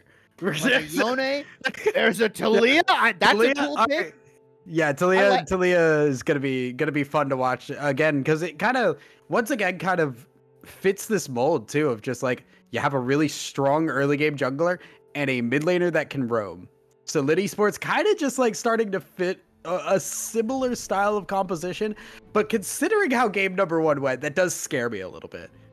Yeah, I mean, this setup for the Xin Zhao is really nice too. Obviously, throw the earth down, the Legos, as I like to call them, and you kind of just force somebody to walk through or force them to walk away here. Although the Nico being picked up, a really good setup all around. Right now, 4490's composition is like, I'm going to set up our Viego Samira for success. We have a Rel, we have a Nico, just round it out with the big burly tank. You could do Ornn, you could do Scion, or you could opt in for that Aatrox Viego that we talked about, the double reset comp coming out from 4490, and that's what they're going to opt for. I like this. That is like kind of like a tried and true combo. I love that from 4490. Just buddying up reset champions. Yeah, I mean, it's not just buddying up. We have 3 resets, right? With the Samira E as well, you could just zip zap around the fights as well. And you're pairing that too with a Nico who just has a lot of upfront burst damage to just like, all right, cool, I've damaged a lot of people. You guys send it home, get the resets and take over the fight from there. I like this composition from 4490. Right now, Lit Esports kind of looking a little similar to what we saw in game number 1. And honestly, I don't know if I'm a fan. Yeah, the Set being picked up into the Aatrox is not a horrible matchup because Set can pick up that early executioners and not lose too much in regards to like lane strength. There's a lot of outplay potential in regards to like when Aatrox is dashing in or using his Qs with the pull. And then obviously being in the face of Set, you don't want to do that, which is something that like Aatrox loves to do, being in melee range or like range leashing. There is potential for this Set to do some damage, but my eyes evidently turned to this bottom lane that played a very different style lane. They were playing into the Jin Leona, who had a lot of lane control. They are now playing the Lucian Nami, who should have lane control into the Rel, into the Samira, as long as they don't get cheesed again in Tribush or anything like that. Like, I'm gonna be honest, this Samira Rel looks fantastic in the team fights, but this laning phase is gonna be one hell of a thing to navigate. Yeah, it's gonna be bad. I think bad is gonna be the word we're gonna go with, because it's just not gonna be fun. Lucian Nami is just, you poke better, you all in better, pretty much. You just have that overall higher damage, and the CC is kind of hard to hit when you're talking about a Lucian who's just gonna dash sideways and dip out of there pretty easily. But the goal is just to hit that level 6 to get to the team fights, right? Like skirmishes are where this team, when they get these big members here with the Nico ult followed with one of these reset champs, that's where things get really good for 4490.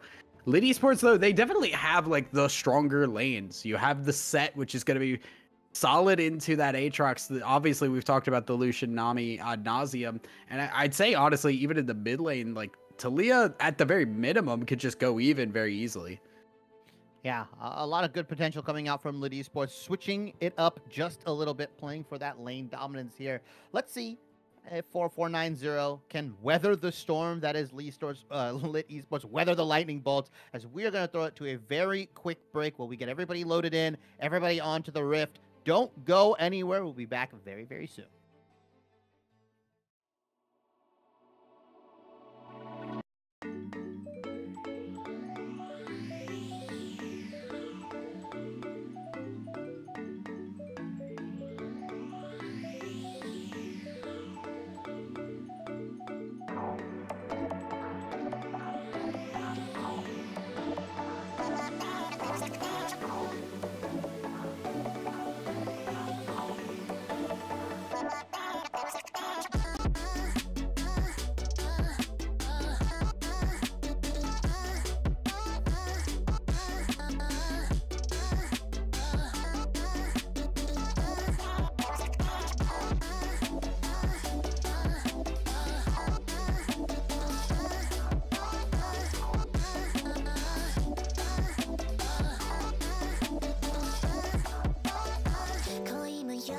bitter and sweet 何をしてても daydreaming yeah 君の言葉繰り返し寝ても覚めてもやまないそっけない君の笑顔が恋しくて星に願うのまた会えるよね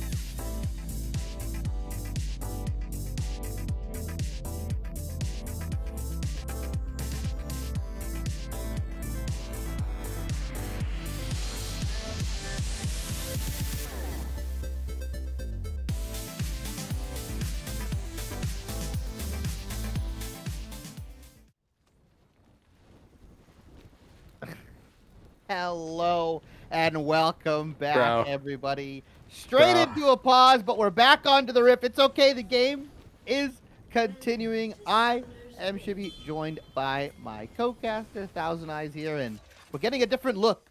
All of 4490 are invading the bot side once again. It looks like Lit Esports are willing to just do the 5-point reset. This is a typical pause bug that happens when the game gets paused. It stops for a little bit here, but we should be okay. We'll be all right.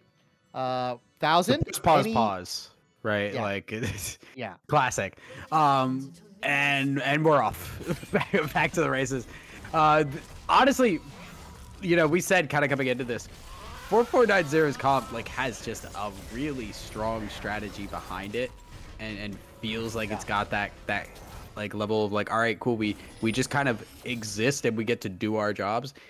And Lit Esports are kind of like, yeah, we got champions. We got champions, guys. bot lane's got some synergy, and everything else feels a little bit disjointed. I will say I like Lit Esports' mid 2v2. I think Talia Zin can do a lot of damage, right, to the Nico here. But yeah, I get what you're saying. It's like they've got good combos, but when you kind of put them all together, they don't really fit together. It's like when you kind of jam fist a puzzle piece that's not supposed to be in there, like an end piece in the middle, and you're like, wait, this doesn't really look right, but it's fine. I'll figure it out later. That's kind of what Lit Esports composition does once they all kind of link up. It's not as fluid as you'd like it to be. It is gonna be tough. Now, granted, the thing that should be coming up from that is you have good lanes, right? Like the set into that Aatrox, pretty solid. Lucian Nami, kind of just wins whatever. I'm kind of keeping my eye here, especially too, because like whenever I see Viego, I always kind of think like that is a snowball champion. If Viego does not get off the ground, Viego does feel a little bit middling compared to what Xin Zhao can do in the early game. Xin Zhao can just do whatever he wants a lot of times.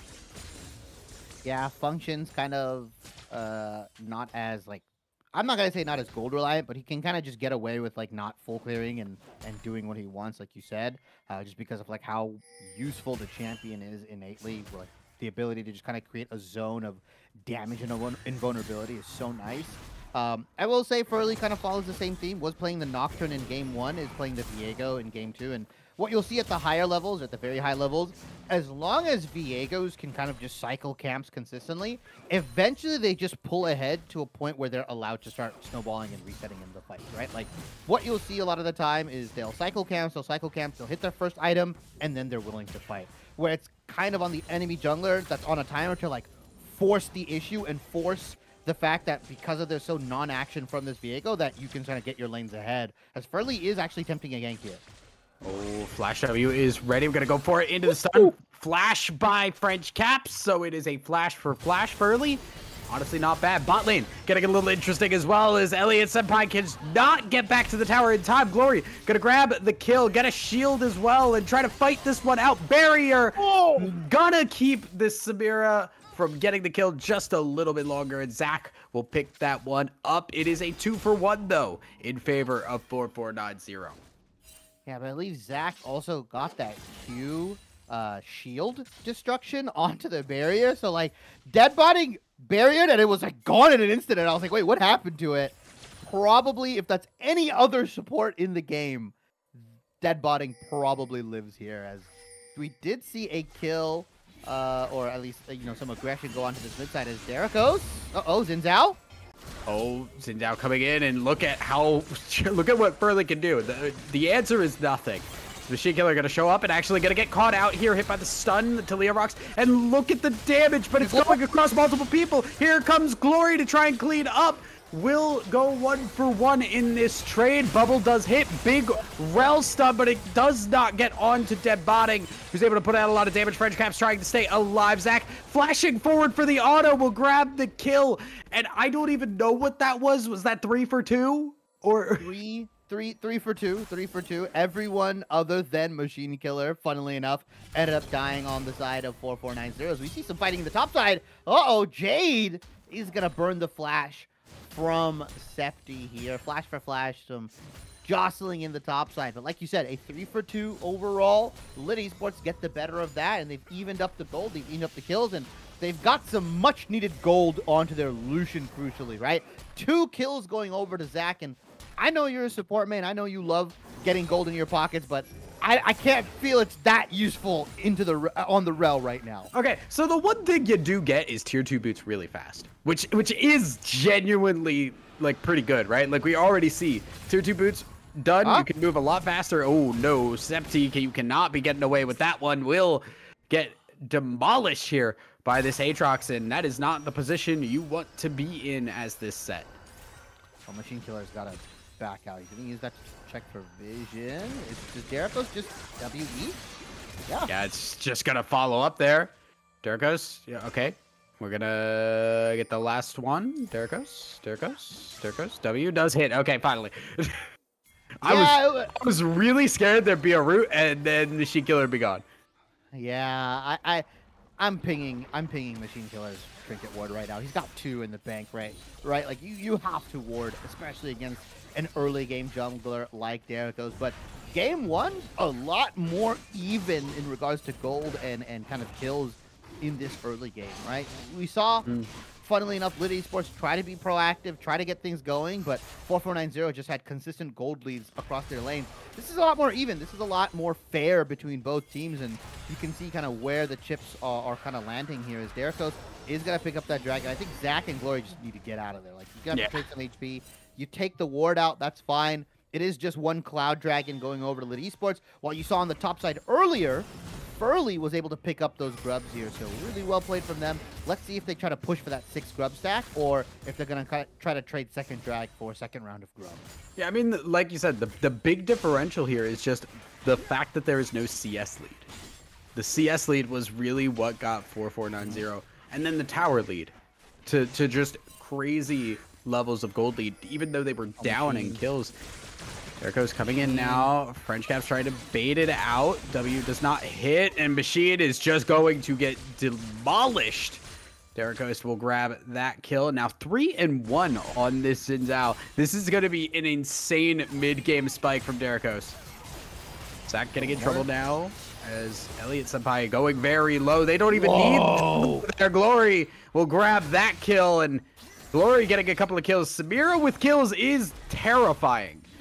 Oh yeah, staying ahead of that damage curve, getting the resets off, especially if she opts in for, you know, the collector into like crit, where she just starts, you know, one-shotting your whole team, because there's no real tanks on Lit Esports side. Although Jade in a 1v2 situation pops the ultimate. Can he get out?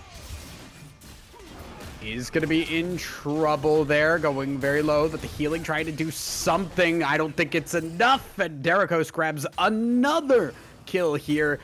Now I feel like we're at the point where it's like, okay, you might want to give some of these to your leaders. I'm also just at the point where I'm like 4490, looking at your trinket wards, like Machine Killer, drop 1 please, for the love of God. You've got 2. Use them.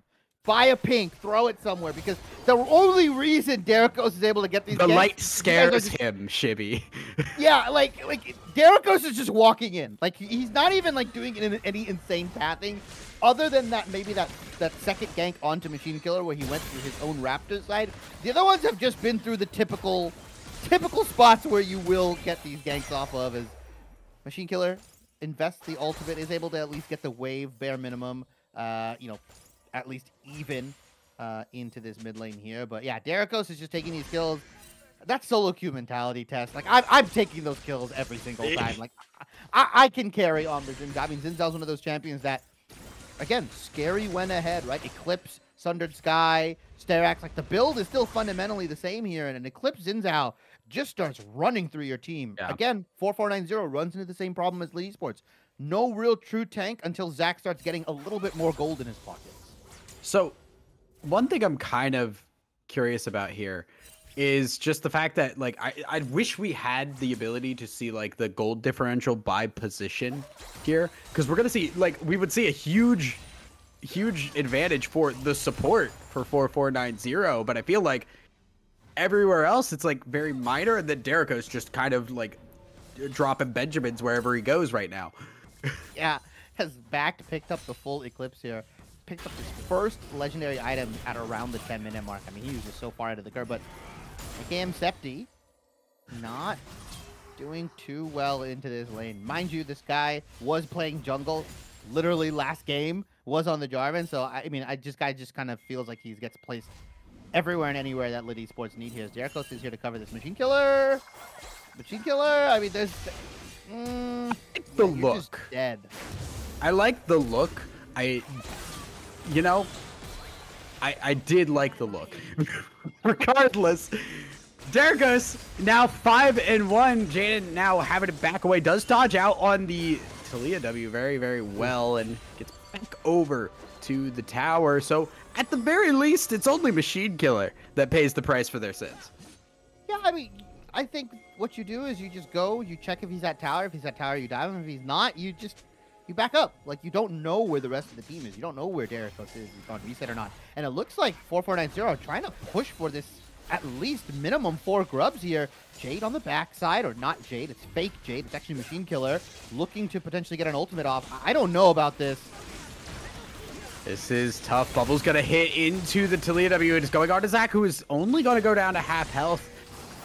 Grubs still going in. Root does hit onto Septi, but that's not the target you need here. Machine Killer not going to get in. They're trying to find a way to get Furley in, but I just don't think that this Viego is strong enough. They're going to lose out on the Void Grubs, and a lot of time wasted at the same time. Machine Killer now again caught out. This Nico cannot be that far forward, and 4490 give another kill away. You say 4490, Machine Killer gives another kill away. Okay, it's Nico died, respawn again. Like, and the fact of the matter is, they don't have the firepower, like you mentioned, to contest this second grub. Dragon was coming up. You could have set yourselves up for a favorable fight in this Dragon, but now you've got to walk back in, contest all this vision. You can't get your Nico set up. Like, Machine Killer is just unable to get these like sneaky flanks off that we see Nikos get all the time, whether it's disguising as a minion or disguising as another champion. Like, the only way 449's composition or 4490's composition really sets up for success is if they can get onto the objectives first, as Jadon is just going to look for another solo kill onto Septi. Yeah, will flash away. Septi is not having a fun time on this top side. I think other thing to remember too is this Nico has not completed an item either. So like where a lot of 4490's composition is like, cool, Nico goes in, does a bunch of damage, and then the rest of the team cleans up. Speaking of cleaning up, Glory grabbing a kill on that bot side. Gonna see if they can go on to Elliot Senpai. TP is gonna come through, and Viego's just gonna go in. Furley grabs the kill, but now where do you go from here? Zach, you are walking into multiple people. Gonna be the sacrificial lamb, and can they get Furley out of here? Just gonna ult over. Now Machine Killer in a little bit of trouble. W is going to hit. No, Nico has been grilled. We are looking at grilled lizard. It's been caught the same time, like the past 3 times. It's just shove into death. That's all it is. It's shove into, okay, now you're dead. You're into my team here. The Hextech Dragon is going to get taken by Lit Esports. So just winning out on the overall objective trade so far. We'll see how Herald ends up being taken here, whether it's from Lit Esports. It should be from Lit Esports, given how dominant they've been looking on this objective. Early objective taking here. Only thing they gave was those 3 grubs. Zach is doing Zach things, although I don't know. See, I don't like over-aggressing onto Taliyah because of the ability for her to just kind of re-engage. And yeah, like, what are we doing? There's the Nico ult, but again, there's not a lot of damage behind it here. They just can't do anything. If that's a Nico with kills, that's a crazy play. But when you're 1 in 5, that play does not work out. French Caps grabs another couple kills, and that's 3 kills again going over to Lit Esports, and they're going to get this first tower in the mid lane. You're missing such a crucial part to your composition, which is that Samira. And granted, was picking up plates, has picked up a couple kills along the side. This Aatrox is looking pretty good in that top side, but Glory, this lane's not yours. Like, you can't be on this side of the jungle. There are so many members of Lit Esports corralling Glory down here. Let's see if Derikos gets a little over aggressive, or will play the safe route, take his lead, and say, you know what, we're up a couple thousand gold. Let's not throw it away by giving Glory a ton of kills here. Yeah. I see the vision. I see the vision from the Nico. It's just not there. The damage is not there, like you mentioned. It's like, again, if you have kills there, that's a crazy good play. Like, you can just pop people there. Viego wins the fight from that point, but you don't have Glory. Jaden does not have an opponent in the top lane anymore, because that is a minion going down once again. Jaden gonna take the tower. That's man. I think that's when I play against Aatrox, and I'm like, no, that champion's busted. Yeah. What happened? What did he just do? He hit me with like 2 abilities. I died. As Zach and Glory are gonna look to go down here, and that's the interaction that you mentioned. Dead body in the moment he sees Zach or the Rel winding up that Q. It's an instantaneous E away, and you kind of lose all power, lose the trade potential here. Machine Killer though does have flash. Very, very important. Increases the range of the like hide and seek ultimate, the Pop Blossom that we're gonna see here. The Hex Flash is coming in. Zach, I don't know, man. Like, this is, I get it, but it just feels like it's it's not gonna work the 7th time, you know? Like, they've fallen for it too many rules. The other thing, too, is Glory does not have lifesteal like the old Samira builds, too. So that is just a lot of damage that's going to stick. Zach having to walk away from the tower. Deadbotting, trying to walk forward as mid. Will not get the kills. Mid in trouble. French Cap's going to go down here. Jaden grabs that kill. Big shutdown going to the Aatrox. And finally, we have a little bit of money. There's a TP coming down. This is Nico coming in. Can they get this, though? Is this enough? Look at the health bars. I don't know if this is going to work out. There's the barrier from the Lucian. They do get the kill somehow, some way. Glory comes away with the victory and a big win in the bot side for 4490. They did trade that top side tower, but that's what you got to do when you're down in gold. You're behind in gold. You got to make some risky plays here. First the kill onto French Caps. And oh no, they got greedy again. Oh no, how many times? Glory, we got to talk, buddy. Well, we'll talk a little bit after this because Machine Killer going down in the double kill. We're TPing for this. Talia coming around. I don't know if this is the play from French Crabs. Furley forced to blow the ult here. Derkos is on a mission, right? The blue smite fully completed, not going to go in under tower. And man, there's 10 kills on this Sinzao. I was gonna bring up earlier, like, at what point do we feel like this Sinzao falls off? And not anytime soon. Not anytime soon. You know, if you have 10 kills, it's a little bit tough to deal with. Especially with the item build that is Eclipse Sundered Sky. You get so much healing, shielding. Most likely is going to build into that Stair Axe here. Like you saw, Furley and Machine Killer tried to 2v1 Derkos. It's not possible. Derkos is just able to whisk someone away, get someone isolated, and is just able to kind of just rain down auto attacks. It is really, really rough. You can't greed if you are 4490, right? Which is what happened. Glory died, Machine Killer died, a lot was invested. After they take a really nice fight, they make a numbers advantage play, and now they're gonna try to go for dead botting. Dead botting a little bit too far forward, has to flash away. That is a summoner spell used. Nami wave gonna be used as well. Machine Killer in trouble. There's a TP behind Septi looking to go in, gonna bring the Pop Blossom to the team, and they are just wiping the floor here. He goes resetting.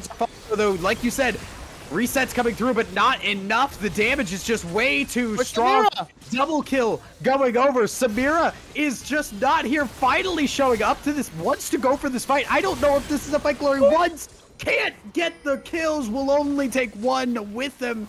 And Glory goes down. All of 4490 fall, and an ace over to Lit Esports. Can you imagine that mid-lane team fight if Glory is present there? The Pop Blossom came in, locked a bunch of people down. Jade and Furley were resetting across the fight, or they were trying to at least. It just wasn't enough. The damage wasn't there as we flashed the gold here. And one of the members on the side of Lit Esports, the strongest member of Lit Esports, Derkos, 10,000 gold in his pockets right now. The only member that can realistically stand up as Glory is Furley. Going for this dragon, looking to stop this whole point. Yeah, Septi going low here is actually going to turn on to dead botting. The Talia wall actually makes this a really rough spot for dead botting. Reset. Lucian going to get another reset, and now Furley doing what Furley does best. Grabs the dragon now and walks away. 4490 in a crazy fight, and from behind by a mile, somehow find their way to sneak in and grab at least some semblance of a victory. Yeah, and the only reason that fight works is that Derkos is not here, right? It does W in, but sees 4 members and says, you know what, I don't want a piece of that.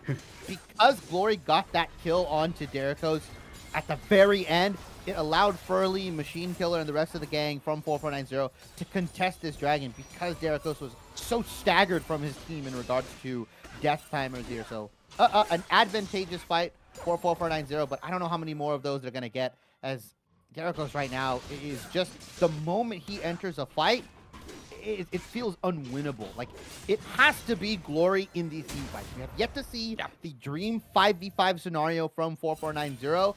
If they can execute that, then they have a chance of winning these team fights. Because I don't care who you are, Samira Ultimate's going to shred through you. She's IE Yomu's, and she's pressing upon what is going to be either, could be a Cyrilda's, could be a LDR, could be anything. Ooh, stun. Glory going under tower, not where you want to be here.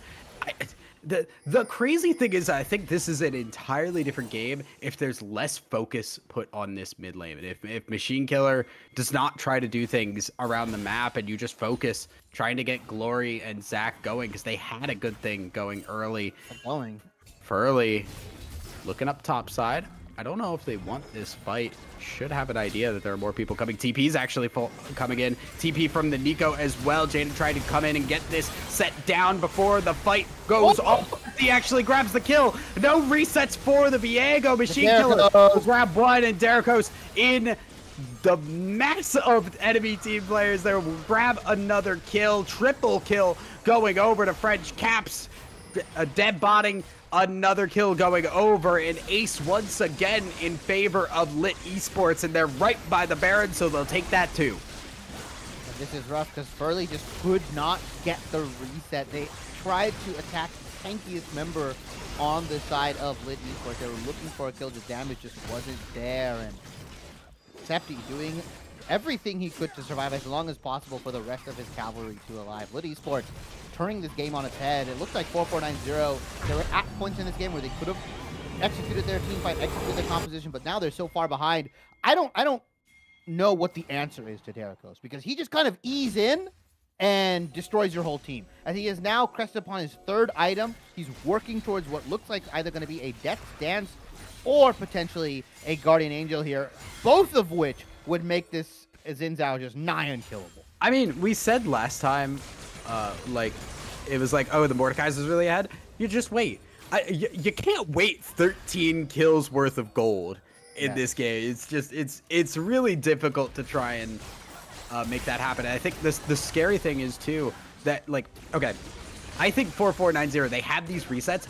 All it takes is one good fight for all these resets to come through and just go crazy. The problem is that they're also a team that's built around front-loading that damage and then trying to reset off of that, and the front-loaded damage isn't there. We'll see if they can get it down. Pop Blossom only hits onto the Nico, just gonna go in on that one. And really gonna reset off of that. There is Glory. Oh no, Glory in trouble. There is the ult though. Lots of damage put down Furley. Not able to do enough, and the gold disadvantage is too big. They're hit with the wallet, and Lit Esports another victory, and this will at least be some inhibitors gone. Yeah, it has to be the base being cracked open here. Bottom lane tier 2 going down. You got your 80 carry and two guys that can hit turrets very, very well here. Mid lane and bottom lane inhibitors. At least the turrets should be going down here, you suspect. But that was maybe one of the better scenarios for 4490, and they still couldn't win the fight. Like you said, the gold disadvantage is too much. The wallet is too heavy for Lit Esports, and 449's team fight composition just doesn't work. Yeah, it's gonna now be tough. It's now we're actually gonna get one. That is Septi gonna be falling there. For not a whole lot of reasons that TP used for Jaden to try and chase down, but they are out of there. Lit Esports not even threatened here. 15 seconds before this dragon now. This is not a soul, but a soul point for Lit Esports. 4490, if they get this, just puts them on 2 dragons and kind of stalls out the game a little bit longer. Yeah, I'll take the extra ability power and attack damage. Like, if I'm 4490, this is the best possible situation you can get. Septi is down. He's not going to join for at least another 20 seconds, even after he respawns. It takes a bit. Watch Derricos. He's going to go for the steal.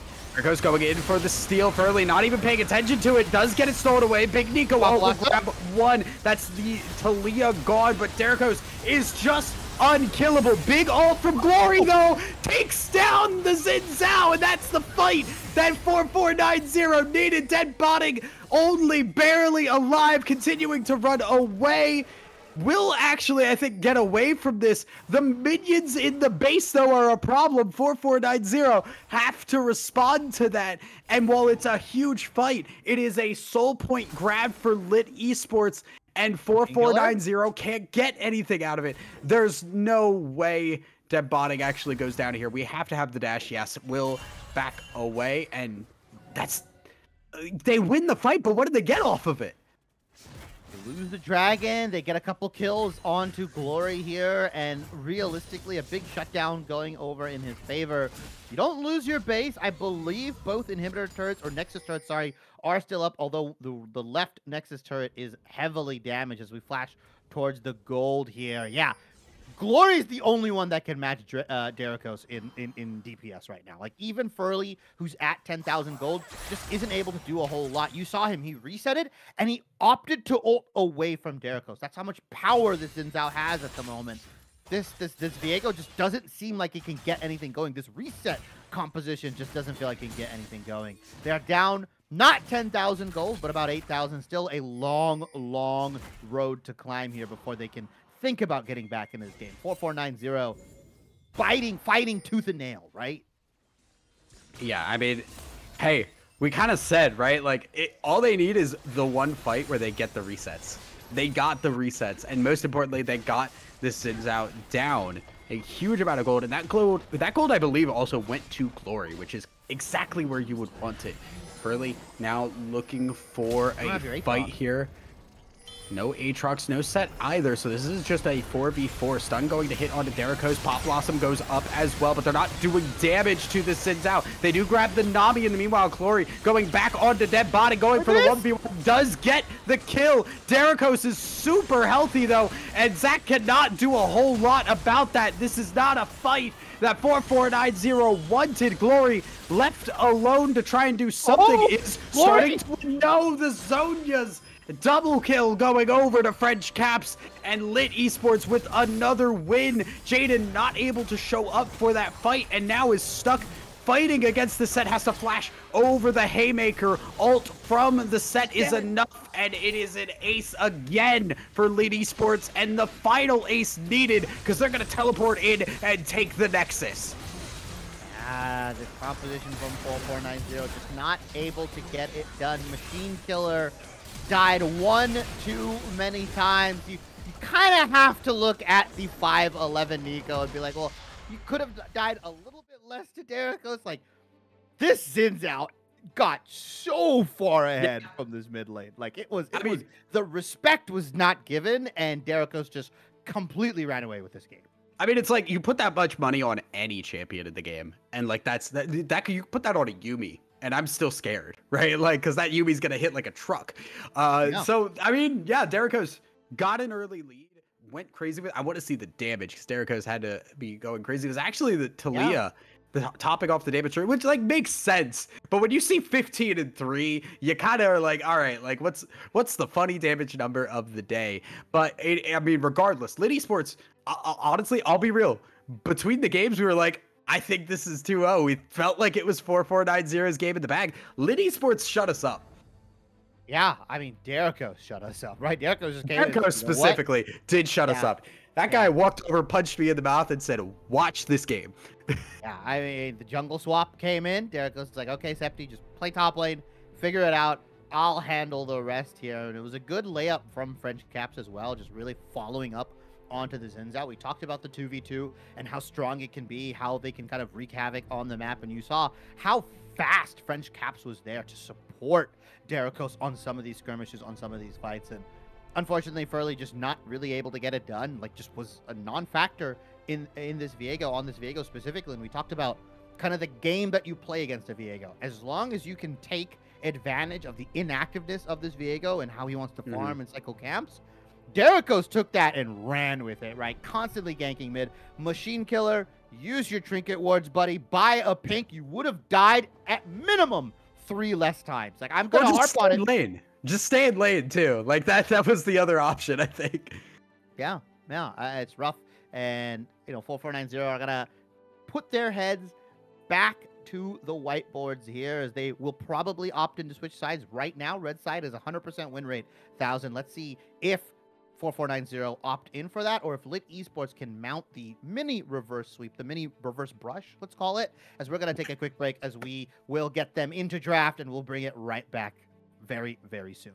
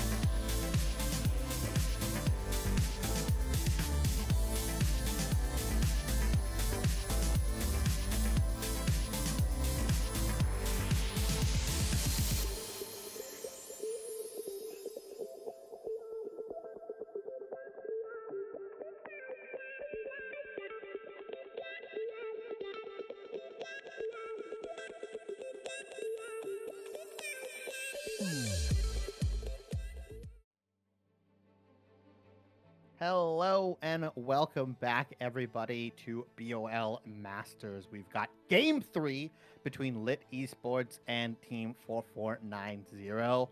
4490 took Game 1, Lit Esports took Game 2, and the sides have swapped once again. Red side currently has a 100% win rate, 1,000 eyes. And for anybody joining us, those grayed out champions are champions that are not available for either team to pick here because we are in full fearless draft. So we are going to get some very, very deep into the pockets, pull out the lint, pull out the extra quarters, the pennies. We are running into these champions. And the first one that's picked up, the champion that has flown under the radar for the first 2 games, Ziggs, which can be flexed into the mid and bot lane for Lit Esports. Yeah, I honestly, I expect this Ziggs to go bot lane more than anything. I've seen more Ziggs bot than I have mid over the last couple of patches, and it's just good. It's impossible to punish, I think, is the biggest thing. And, you know, you're looking at that Vi, that's still tough because, like, Vi has to go real deep to get on something like a Ziggs. You're kind of hoping there's other options as well. The Hui does get picked up, which, again, kind of crazy we're this deep in and Hui is only just getting picked up. Nautilus also being hovered for Lit Esports, which would make a lot of sense. You know, you expect in this kind of a lane combination, Nautilus going to be roaming a little bit more, going to be looking for those hooks, and when you got a Hui in the mid lane, that's a perfect opportunity for you. Yeah, the depth charge plus Inferno Bomb combo, you can pretty much guarantee the extra damage onto the Ziggs ultimate. But Hui, like you said, surprise wasn't getting picked up. Did get banned out last draft here towards the end, as we saw both teams targeting a ton of mid laners. We were scraping kind of the bottom of the barrel. We'll see if Lit Esports opts in for the Syndra. Instead, they lock in the Rengar. That was banned out last game here, and that has to go jungle. I don't think we're gonna see Rengar top. There's no way these shenanigans are gonna happen. But Lit Esports is doing some fun. They're having some fun here. I mean, yeah, no, okay. So I was gonna say, like you said, the Rengar did get banned away in the previous game. So like, this is obviously something that Lit Esports were capable of pulling out, and that was a known quantity here. The Rakan's gonna get picked up for 4490 as we get into our second ban phase here. Poppy is a possibility, would be able to slot in here into that top side likely, which wouldn't be the worst blind pick, but it does leave a little bit to be desired, I think, in a couple of matchups. Yeah, I mean, Aatrox is gone, Mordekaiser, Jack, Set. Like, I don't think you can pick the Cassante into it. Like, there are obviously some picks in the top side that could just destroy Poppy, right? But I feel like Poppy as a blind is pretty solid. You kind of negate the Rengar ultimate as well. You just huddle together and press W, and, well, Rengar is just not able to do anything. You don't have that Orianna combo that you'd like to have because Orianna was picked up by 4490 in Game 1 here. As we get into the second round of bans, Lit Esports, they're either tuned in or they know something we don't, because Poppy is immediately going to be taken off the board here. So another top laner removed from play. And I mean, it's okay. So again, on the possibility, it's Rengar top. Poppy, not fun to play Rengar into, for sure. So I guess that does make sense. But man, you do look at it and you're like, a Vi, a Rakan, like Poppy be really great there.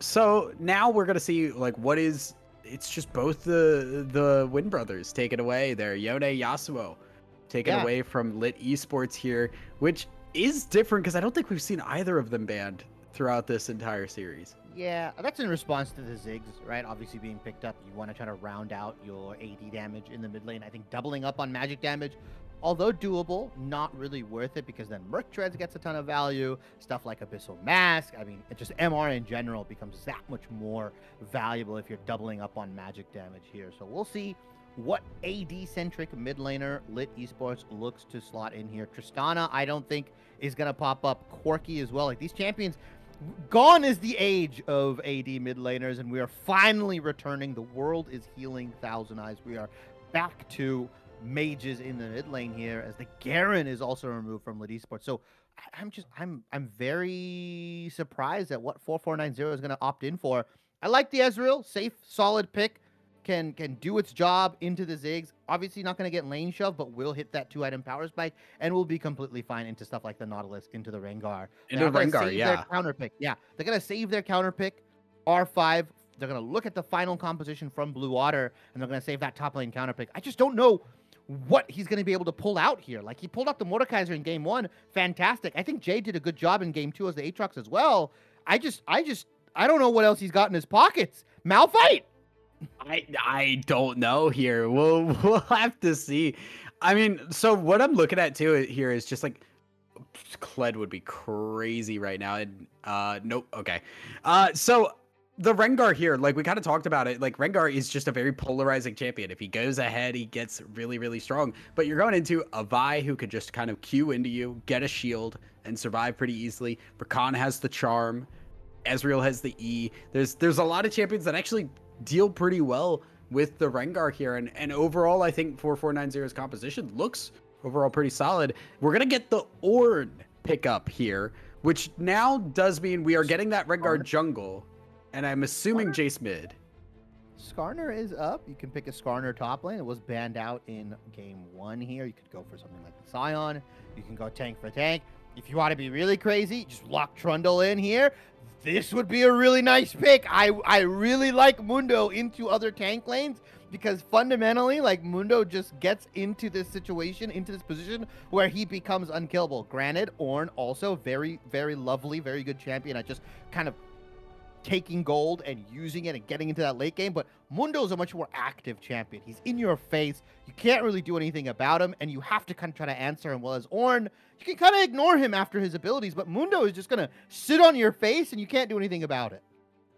It's kind of interesting, though, because you look at top lane, and usually when Mundo's like best matchups are those top laners that have one form of crowd control that is crucial to their kit. And Ornn is not that. Ornn has % health damage. Ornn has multiple forms of crowd control to break that shield, the CC shield essentially, and kind of like make life, I think, a little bit difficult in the early game here. It's much more of a team fight kind of a pick here rather than a lane dominant one. And there's a lot of damage on 4490. They have picked a lot of damage. All of these champions, obviously outside the Rakan, have a sizable chunk of DPS to put out. Meanwhile, you look at Lit Esports, they lack that DPS, but they do have that burst. They have that ability to find somebody, pick them out with their crowd control, and demolish them, as well as Siege too. Yeah, the Siege is such an underrated aspect, I believe, for Lit Esports. So I think they should focus on getting 6 Grubs here. The Grubs, they should trade Grubs for Dragon every single time.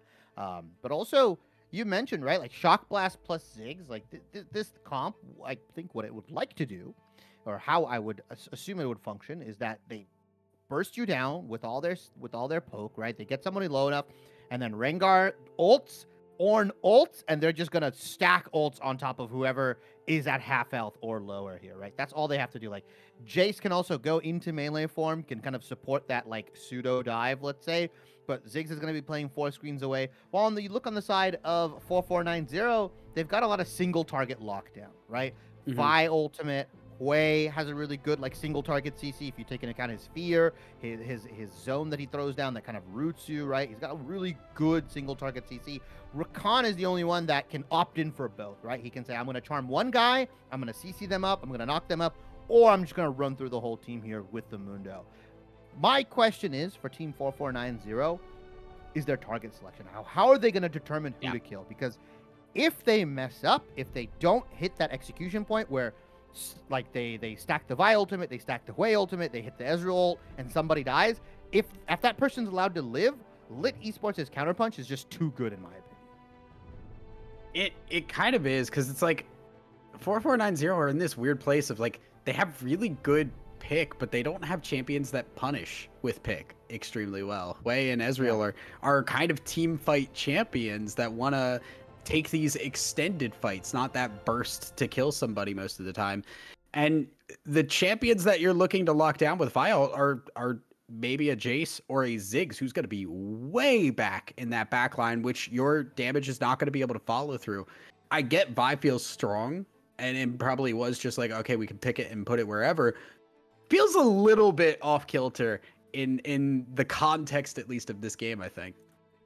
Yeah, I mean, also, like, you don't even win the mid 2v2 necessarily when you hit level 6. Like, Rengar and Jace both are going to come in here, and they're just going to kind of destroy away, right? Like, level 6, Machine Killer needs to respect the jungler. More than ever, it's a Rengar on the enemy team. I get it. Yeah. You've got traumatized by the Xin Zhao. Use your wards, place a pink ward down. Like, this is not going to be a fun lane if you pilot it and navigate it the exact same way you did in Game 2. Machine Killer needs to step it up. He needs to pay attention to the jungler. They just need to not give too much away to Lit Esports composition so that 4490 can come into these team fights at minimum even, right? At minimum, they need to be on even kilter so that they can actually, like, contest and use the Vi ultimate, use the Hui team fighting capabilities to try and knock somebody off Lit Esports and use that numbers advantage. But I mean, it's rough. I like these composition for both teams, but I feel like Lit should take this 2-1. 1,000, do you have another opinion? Could you see 4490 taking it? What is your prediction before we head over to break? I can see 4490 taking it. Do I think it is more likely after that previous game? No, at this current moment in time. I think that the Rengar threat is very scary. And that's a champion you don't have a lot of experience against playing, in comp. And then you look at their composition, that 4490. This is the first time we've seen a comp that doesn't feel like it has the same level of cohesiveness as these previous comps. And that scares me a little because while Lit has kind of struggled, I think, with that aspect, they have something a little stronger here, and that's the first time I think in this series that we've seen that. So I'm kind of with you. I'm saying Lit Esports 2-1, but we're gonna have to see the game in order to see that. So we're gonna set it to a quick break as we load into our final game of the night. Guys, don't go anywhere. We'll be right back after this.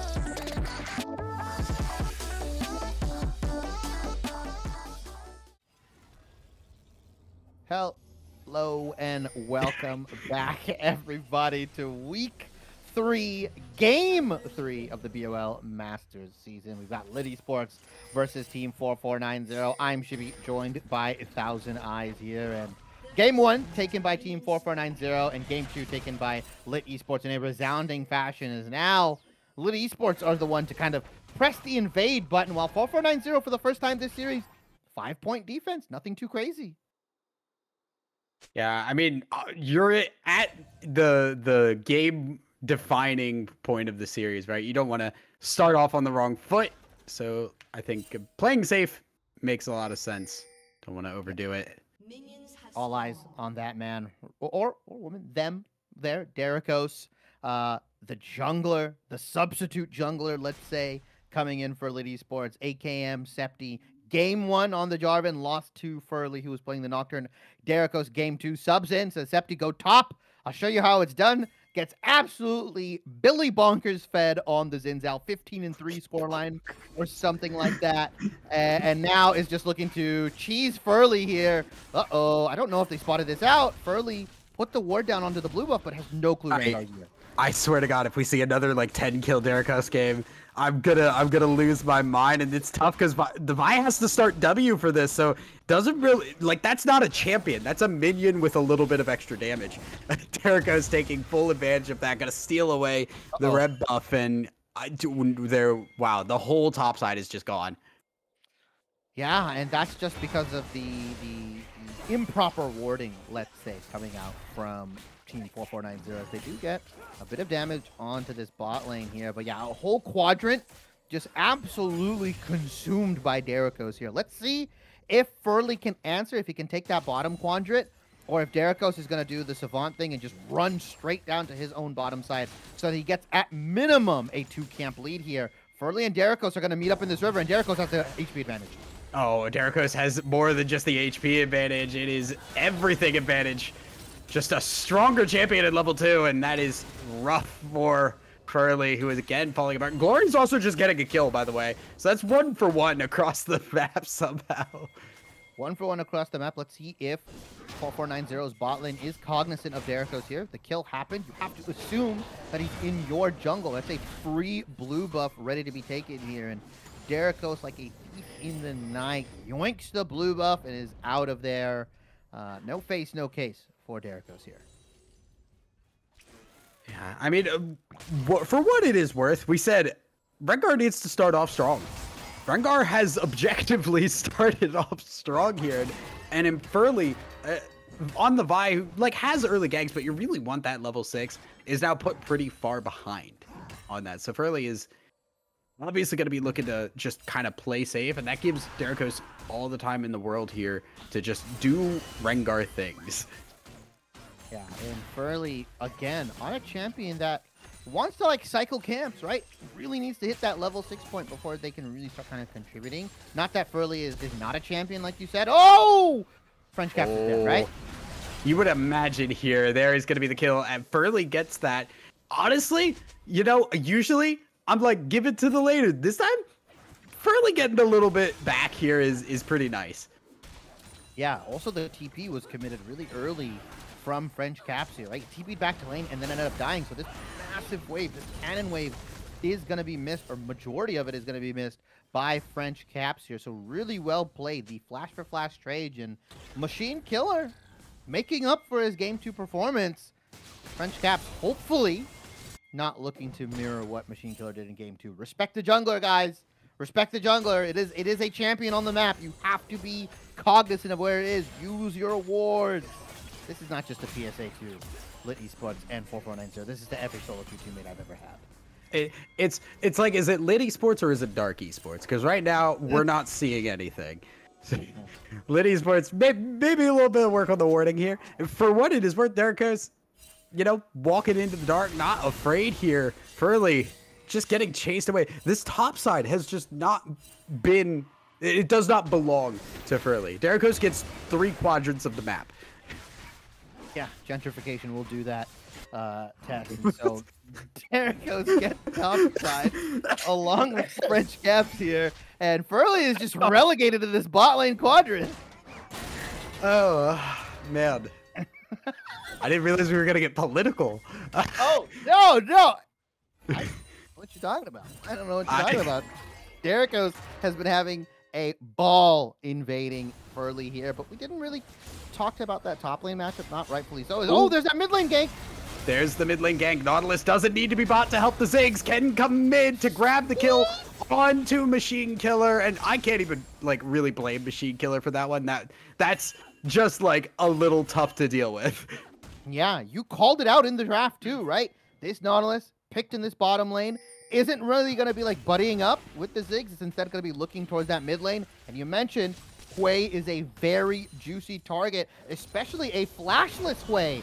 As Machine Killer did just tick level 6 here, but unable to really get anything done. And you can see dive in the bottom side. Yeah, bottom side, Deadbotting will go down. Left alone for just a little bit too long. Nautilus not able to protect the friend.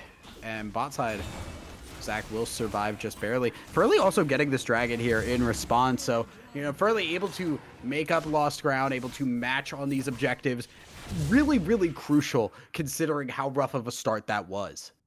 Yeah, and you kind of just look across the board. Despite having such a massive camp lead from Derrickos, again, 4490 have been able to stay in it. Small CS leads across their lanes. And as I say that, Glory does go down, does not respect the Nautilus Ziggs lane. And even though Ziggs got dove, had TP available, so didn't miss too much here and is able to get this wave shoved in. And Derrickos is going to be here potentially for the dive. I feel like it has been a little bit of pride before Glory, because Glory has gone down a lot of times just trying to greed for something here, and does have the teleport, so isn't like super heavily punished there. And that's gold going over to Elliot, which again, you know, maybe long term you'd like that gold elsewhere, but tier 2 boots of swiftness. Immediately we're seeing, okay, Nautilus is running around the map. Nautilus is not looking to stay on this bot side. Deadbotting maybe at risk of a dive again, but I think the dives get a little harder as this Ziggs continues to build AP and be able to clear these waves a little bit faster. Yeah, and the moment Deadbotting is spotted, all of 4490 has to be like, hey, Nautilus is not seen, he's not on the map, I don't know where he is, care mid, care top side, right? Mostly care mid for Machine Killer. As Zach is here to support the efforts, but I don't know if they win this, especially if there's 3 here. Oh, there is the Rakan. Zach tanks the hook there, and Rengar a little bit too in. Derrickos will go down. Not the game that we saw in game number 2, as Derrickos will fall. French Caps goes very low. Flash forward from Furley will help confirm, and that's a kill going over to Machine Killer on the way. A big win for 4490. Yeah, and I said, I don't know if they win this, if it's 3 here, but really nice tanking of the hook from Zach. Whether it was intentional or not, I'll give it to you here. Good job tanking the Nautilus hook and allowing Machine Killer to get his full rotation of spells on the way off here. And Glory able to use that little extra time, that push that he got in to roam mid and turn that 3v3 into a 4v3. Very well played from 4490. This is the team that we saw in game 1 that we expected in game 2. They just couldn't get it going. And we can see Derrickos not allowed to run rampant. Machine Killer did get the belt most likely and said, you know what? Don't get kills over and we'll be fine. Well, maybe not going terribly well. French Caps actually falling down low. Airy not enough, and French Caps just gets the cooldowns back in time. A close fight, but definitely down. Glory grabs the kill with the Arcane Barrage, and 1 for 1, baby. Yeah. 1 for 1. Very making it worth. At least Glory is able to pick up that kill in a 3-1 Ezreal, right? Quietly scaling up to a point where he's not supposed to be, right? He shouldn't be at Triforce Manamune so fast in the game. And with these 3 kills, he's going to get there so quickly. And it might be really rough for Lit Esports to kind of deal with this Ezreal, because he's known to be very weak in the early game. He's not supposed to get to his item power spikes until like 15, 16, maybe sometimes 17 minutes into the game. But with these extra kills, he's going to get there so quick. He's almost has Triforce, and it's only 10 minutes into the game. It's pretty tough. Yeah, Ezreal's really strong right now. And now, are we going to see 4490? Because we've seen a couple of games now where there has been some strength on a team, and it has just not been played around. Glory Yes. and Zach going to be moving into the mid lane here, which I think is a good sign. It's saying you've got that, you have your bot lane strong. Let's get them in the mid lane where they can continue to siege here, or at the very least get this Rakan to roam around the map.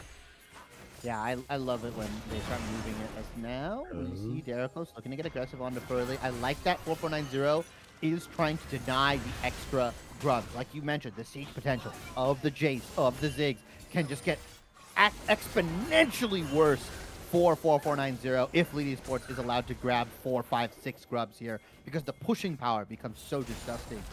Top lane, I didn't really talk about it, but there's not much to talk about. Thousand is just two big, burly tanks. Two meatballs. It out here. Yeah, it's two meatballs. Septi is going to get their value when the ultimates start coming in onto most likely Machine Killer, as Glory and Zach have that mobility. You're not going to throw an ult onto Furley or Jade here. So Machine Killer is just going to have a lot of pressure thrown onto him in these team fights, simply because he's the easiest member to lock down with CC. Yeah. I mean, it's... Now, honestly, I'm really impressed here with how rough of a start 4490 had. This has turned around very well for them. They've kind of stuffed the engages. The mid lane has gone a little bit better here for Machine Killer. Furley has reset really well. Is obviously down in terms of the actual CS gained here, but is up in KP. As Zach is needs to get out of here pretty fast. Wow, I mean, I guess you invest it. Yeah, I mean, it's you go for it. If you get it, you get it. The dragon was gonna be there anyways. I feel like that flash was a little overzealous. But anyways, the dragon is gonna be taken by Lit Esports. We're gonna get a Cloud Soul, and the ensuing fight. Yeah, and I don't know if you could call that one a fight. That's a beatdown, as Derrickos also getting caught out, and again, it is just kind of a little bit of scattered fighting from Lit Esports. This feels a lot more reminiscent of our game number 1, where 4480, when they had that lead, it was like, okay, what does Lit Esports do? They make mistakes. They trip over their feet a little bit, and it is punished pretty heavily. Yeah, and funnily enough, I think one of the worst compositions to be behind in Golden is a poke composition. We talk about how you need to be ahead of the damage curve so you can actually execute on your poke. But if you've got a Vi, a Mundo, just able to tank all that, and you're behind in gold, the poke becomes ineffective, and you just kind of don't have a comp to lean on, right? If Rengar can't go in because nobody gets low enough, French, Caps, and Dead Botting just can't get into position to throw all their CC on. And you've got Furley, who's ready to force the engage, who we thought would have a tough time as, 3 members in his jungle. Yeah, and that's not where you want to be, Furley. We're going back to the early game. Furley gonna go down, and that is a kill going over to the Rengar. Derrickos definitely needing that one to continue the snowball. And, you know, I mean, not a whole lot invested either here, because the Rengar ult is still coming off cooldown. It was just Dead Botting with the ult. Yeah, Mega Inferno Bomb coming in. Derrickos also gets that topside quadrant once again. Has been constantly denying Furley at minimum 2 camps here. Like, sometimes Furley gets the Krugs, sometimes gets the Raptors. Hasn't gotten the red buff in a very long time here. As you mentioned, though, the KP. Furley in this comp is just designed to really ult, right? Get somebody locked down so that Glory and Machine Killer can do their jobs, get all their poke and heavy ability damage on his Glory. Arcane Shift is just not available? Yeah, I think just a little bit lackadaisical here in the mid lane, and pays the price for it. And it's kind of been the story for Glory now as knockup's coming through. Derrickos will actually go down. It goes to Zach, who's getting this Vi out here. Dead Botting trying to look for the angles, and Zach is moving forward again. Has the help of Machine Killer, who gets another kill on this way, and the extended fight actually works out in favor of 4490. Yeah, Derrickos goes down, Elliot Senpai goes down, and Cam Septi once again just having a tough time. I feel like every time we've panned to this top side, Septi's on like half health or lower. He's just like, all right, there's a Mundo in my face. I can't really do anything about it. Heartsteel against Sunfire Cape. Yeah, Mundo's going to win that every single time. Liable to get dove here, I believe, if he stays. No TP available. AKM Septi does have the flash, does have the ultimate available. But I feel like if Jade gets the passive back up. Does have the passive now. And Septi is just going to stay. Jade, I would just dive this immediately. Oh yeah, but there are people around here. Jade maybe are aware of that fact. There's an Nautilus in the river. Say Rengar around, man, it's so tempting too. Like the flash is up. It feels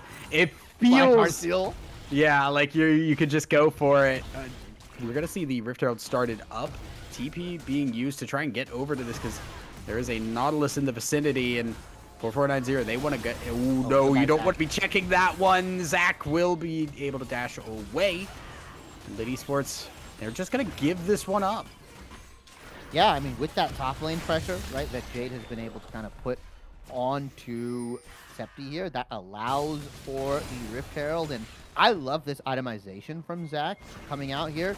Melee supports have been rushing Trailblazer, and it's so good. Trailblazer got buffed in the round of item changes that happened in 14.19. Trailblazer was one of the very few items that ended up getting buffed, more health, more gold, but instead of that, Machine Killer is unfortunately going to go down here. Oh, does stay up here in the Ezreal as well. The W from the Hui, not enough to get the kill. Goes for another one, can't land it. Derekos trying to run away. French Caps still moving away. Ezreal has shown up, shifts forward for the kill. French Caps is alive. There's a Zigzal as well. Zach, what are you doing here? How did you end up with no HP? Gets back over to the team here and will be able to get Ezreal to tank. The hook stays alive. Death charge onto the Rakan as Elliot trying to get back to the tower cannot succeed in doing so. There is the ult from the Ord. Furley does go down. And now Septi here to get a double kill, looking for more full health here, but can you get onto the Hui is the question, because that is going to be tough. Does get the knock up. There is Jace to follow. A triple kill over to Septi and an ace for Lit Esports outside the top lane. I forgot Jade is in the game, to be entirely honest. Near ace. Jade opted in to not match TP for TP, instead shove that top side in. Play for the turret here, and yeah, really nice heads up play from Lit Esports. And now they're going to look to punish Jade. Oh, you didn't burn your TP? You want to get my tier 2? We're sending 4 at you, but I don't know if it's enough. Yeah, no, it's not enough. There's a CC. Yep, you're spell immune and you back away. I don't even think the ult needed to be used there, to be entirely honest with you. Yeah, maybe, but I mean, I'd rather trade my ult than needing to flash here. Oh, because absolutely. It's on a low cooldown, right? I and understand now, it. Yeah, and the investment that came in because of that TP that I believe got blown by Septi into that top side, they're able to crash that turret. They're able to crash the Herald into the turret, get mid lane control, and now that nets them a dragon. Granted, it is Cloud Soul, but Cloud Soul's pretty damn nice for champions like Mundo and Vi and Rakan. Like, I would highly prioritize this if I'm Team 4490. While on the other side, Lit Esports, it's really only good for the Rengar. I mean, yeah. There's like niche case, like, okay, every time there's a Cloud Soul, people are like, oh, I don't have a champion that's good with it. I have watched a friend play Jhin, get chased down, open curtain call, and immediately close it for the move speed just to get away. And it's worked, right? Like, there's niche situations. It's never bad to have a soul. But yeah, you are looking at a Rakan, a Mundo. These are champions that go crazy with it. Oh yeah. 100% here, and we'll see what 4490 can do here. They're in a pretty good spot. I feel like we haven't seen too many like really good Rengar ults coming out from Derekos. There was the one in the mid lane very early on in the laning phase, but other than that, they haven't really been able to use the Rengar ult to play sideways, right? To play with French Caps, to play with somebody like Deadbotting if he's playing side. It feels like this Rengar is just kind of left out to dry and is just like, all right, well, if somebody's like in the jungle, if you like find something, go for it. If you don't, well, go back to farming your camps. Like all the work that he put in to put Furley down, I feel like has just been negated come this mid game. Yeah, it is like, all right, you find a toy in your cereal box. Like, good luck, good for you. As French Caps, maybe. Oh no, good flash forward there. What a play! Gonna trade the life for it, but a 1-for-1 in that situation. I did not expect a 1-for-1 there. Yeah, the flash into Hammer Slam, just knew he was dead, decided, you know what, let me make it a 1-for-1. A 2v1, Derekos doesn't have ultimate, would have been lovely if he had it, right? Maybe able to get the kill onto Furley, but unfortunately they're just going to trade 1-for-1 as mid lane, 2v3. Glory flashing away, getting hit by the Zigzal, and Zach in trouble as well. A knock up. They're going to try and give that over. Does tick of the Sunfire. Does pick that up before Dead Botting can get it. Does move away thanks to the bomb. Dead Botting with no resources at all. That is a limping Ziggs, but will survive another day as Mundo putting in work here. The chair coming out. Septi not ready for it, and we'll have to back away to the tower. Derikos doing a little bit of the same here. Gonna have to pop ult to get away. Q does not hit, and Lit are fully disengaged. Yeah, I mean, just Mundo just not participating in the game. Like, quite literally, 0-0-0. Has garnered some gold for his team in that top side, right? Took down the tier 1, but just hasn't been able to participate in any of these team fights, and that's just lackadaisical teleport usage, right? I feel like AKM Septi is like, I'm going to drop all these waves. I'm going to use my ultimate. That's where my champion shines. And it feels like Jade's like, okay, guys, well, I'm not going to match ultimate. I can get so much gold here. Kind of playing a bit of a selfish game where realistically, you just need to be the front line for your Hwei, for your Ezreal. Ezreal's nearly 3 items and it's 22 minutes into the game. Like, just be the meatball that I know you can be, Jade. Yeah. Mundo, like, it's weird because, like, Mundo's not like Mundo can split push pretty well, but you don't think of Mundo as like a split push kind of champion, right? Eventually you want to like try to get in these fights and just brawl it out. Speaking of here, Jace, not exactly known for being a brawl out champion, and it will not succeed in the brawl. French Cap's gonna go down, and that is 1 member down for the time being. It's that bot lane turret there, the tier 2. They get pressured by this way. Yeah, and Furley has been doing a very good job finding the picks with this vibe, right? Is using the ultimate along with Machine Killer to just pick off people in the side lane. Something that we thought Derikos on this Rengar would do, but instead his 4490 has flipped the script and has now alleviated some pressure in this bot side. It's a 3v2 at best for Lit Esports. They're just going to look to clear the wave, take some damage. Mundo should be able to eventually take this top tier 2, but I gotta see him participate in this team fight. Dragon is up in 50 seconds. Baron has been up on the board for 2.5 minutes, but both teams very hesitant on pulling the trigger for this Baron simply because they don't feel confident enough. They don't feel far ahead enough, right? 1,000 gold, 2,000 gold, sorry, separates these two teams, which is not a whole lot given the compositions of Lit Esports and 4490. Yeah, it's still like kind of back and forth. It's weird, right? Because it feels like it's like, okay, well, like we have not seen a team fight as a whole. It feels like in a long time, at the very least. We've not seen a 5v5 for sure this entire game. Jade is finally here. 0-0-0 on this Mundo, by the way. Like, just has not engaged with the video game in the slightest. The most terrifying 0-0-0 Mundo. Yeah, right, and it's because of the other number next to the 0-0-0. It's that 2-4. Yeah, this has been farming a storm. They should be able to pick up this mid lane. Derikos did use the ultimate, so there's no real way for them to jump onto anybody. How much health is on this Mundo, by the way? Oh, I'm gonna guess we are at 4,500. 45. Okay, yeah. Gonna pick up that third item, whether it's gonna be a Sunfire or whatever, is gonna crest upon that 5,000 health point. And instead of going towards the dragon, Lit Esports are once again gonna try to pull Baron. The last time they pulled Baron, Tess, do you remember what happened? Not good things. Yeah, they lost the game. They lost the game. They did lose the game. I might have blacked out. I might have blacked that out of my memory because it was not one of the better calls I've seen in League of Legends. I like get it. Like, I see the logic. The problem is it's just very flawed logic here because they're like, we can't fight the dragon. So what can we do? We can try and pressure on the opposite side, see if we can do something about Baron. They don't have a Baron taking team. This team does not take Baron well in the slightest, and they learned that very fast. Yeah, they don't have like really fast auto attackers, no on-hit, percent health, nothing like that, right? Other than maybe the Ornn here. But you need like Azir Kai'Sa. That's like the premier, like, oh, we can fast Baron, right? Or like on-hit Baron. Those kind of champions. And you can pull Baron like that. That's like a 10-second Baron with those champions.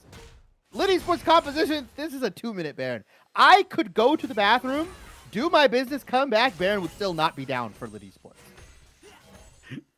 Like, you're not wrong is the problem. It would be incredibly slow. And the problem too is like you're up against what, an Ezreal, a Hui.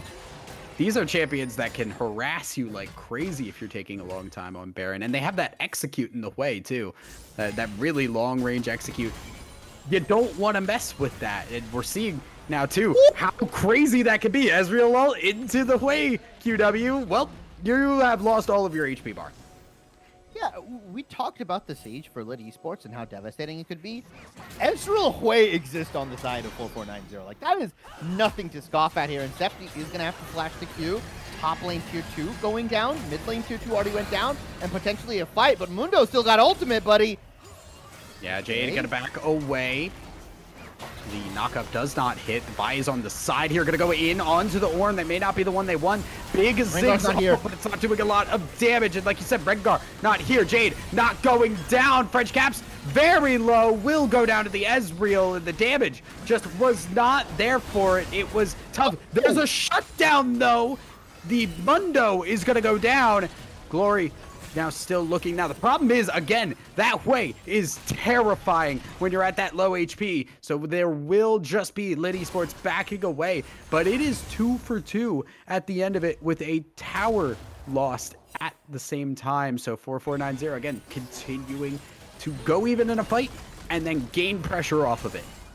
Yeah, they're just able to get more, right? They take fights on their own terms. They take fights after taking a ton of gold. So when they reset, they've got more gold in their pockets to buy more items. That gives them an advantage in the next ensuing fight. Wow, League of Legends is so cool. And 4490 are playing it to a pretty damn well a game here right now. Team 4490, despite the kill score being even, 3,500, or sorry, yeah, 4,000 gold ahead almost. Baron gonna be started up. All right, head to the bathroom. We will check back. All right, I'll be back. All right, cool. So now that Chibi guy is gone, holy moly, guys! If I could start, well, Ezreal coming in. We'll get to that later. The Derrickos gonna back away and get. Every time I see this Ziggs just gets hit from a map-wide ability that just takes half the HP bar. Oh, okay, I'm back from the bathroom. Oh, Baron is still up? All right, anyways. Cool, yeah. Yeah, deadbotting half HP, third HP, tier 2 in the mid lane goes down now. The map is being broken apart. 4490 are just taking what Lit Esports is giving them. Tier 2 in the bottom side is going to go down. Another fat paycheck for Jade here. 700 gold going into the Mundo. I know he's not playing corporate Mundo, but he is so freaking rich right now. I mean, wrestlers get paid well, right? He's a luchador. I don't know how the peso to USD conversion. I could be wrong. Something about it right now. It is incredibly important for the narrative of this game. Regardless, we're gonna see Glory using the ult down mid lane. This mid lane tower is still up. This tier 1 has not gone down, and that's so scary. Look at how far Lit Esports have to move up unsafely. Yeah. In order to try and that's why they can't siege this now. Zach getting a little caught out, doesn't have the W to get away. Dead botting gonna get that kill, and that is a support gone. And fight gonna be starting up. This TP showing as the dragon is spawning. This is Soul if it is picked up by 4480, but they don't have their engage to take the fight. 490 here. Just at its sheer numbers disadvantage. Importantly, Zach goes down, couldn't flash out, invested the ultimate. The team just wasn't able to follow up on anything or wasn't able to make use of the charm, and instead they have to give that dragon. Lit Esports stalling the game a little bit more, and Derrickos ulting from like, oh my god, all the way on the other side of Cloud Dragon. Furley might die here. Is gonna be fine though. Is gonna queue out. Oh my god, like just from one side of the map to the other, Derrickos just covered so much ground. Rengar is terrifying. I hate that champion with a passion. I have friends that are Rengar players. I think less of them. They are there. Oh my god. It is. I see, especially because like I'm coming from an enchanter support player, right? I see the Rengar all over my head. I am, saying my last prayers. I'm writing my will. I don't think I'm getting out of there. And right now, Jade, 1-1 scoreline, hasn't really been able to participate too much in the game. Has applied pressure, though, right? Like, this is something like stats in the scoreline won't tell you, is that Jade has done so much in regards to opening up the map and just applying pressure everywhere else. Tier 2 top lane doesn't go down without Jade. Tier 2 mid lane doesn't go out without Jade. Some of these objectives don't go in the favor of Team 4490 without Jade being that menace in the top side. Yeah, Lit Esports has been able to use that to their advantage. Septi has been able to TP into a lot of these fights, and we're getting to the point where the ornaments are going to start making up the gold difference, right? 3,000 gold separates these two teams. Hubris has been upgraded.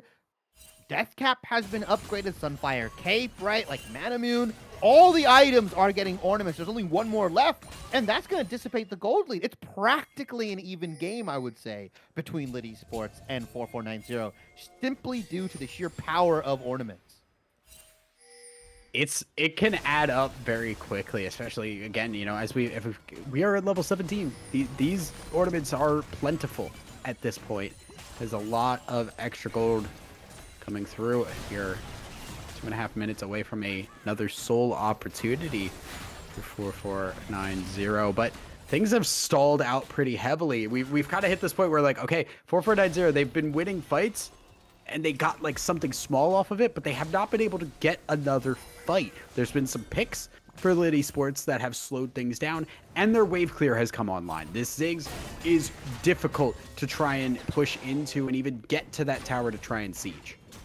And Jade is also just not far ahead enough anymore, right? You would think, like, okay, fighting Zepti, constantly getting him low enough. Like, Ornn's at a point where he's completely fine, can trade within Jade here, as we see the ultimate does, or the ultimate does get invested. Jade is actually fine. No, never mind. They're just good. They're fine. Like, this is just two tanks going back and forth here. And I'm going to be honest, in team fight perspective, Septi has more value if he can land the Ornn. And we saw what can happen to Team 4490 if members like Furley, members like Machine Killer get hit by that. It really is up to Glory, in my opinion, to kind of swing the favor of these fights, depending on how many, you know, arcane shifts, mystic shots he can land, how much damage he can do here with the empowered W. Like, he's the one that I'm looking at to make the difference in these fights, because Deadbotting has been slowly but surely just chunking people out, and he's at the point where he can throw one bomb, one Mega Inferno, and pretty much all of 4490 is at half health or lower. Yeah, the question is, do they have the setup for that too? Because like they just don't have a lot of lockdown here outside the Ordal and the depth charge, I guess, but it's not gonna like keep people down long enough for that. Now, this side lane still is not the most fun thing in the world for Septi.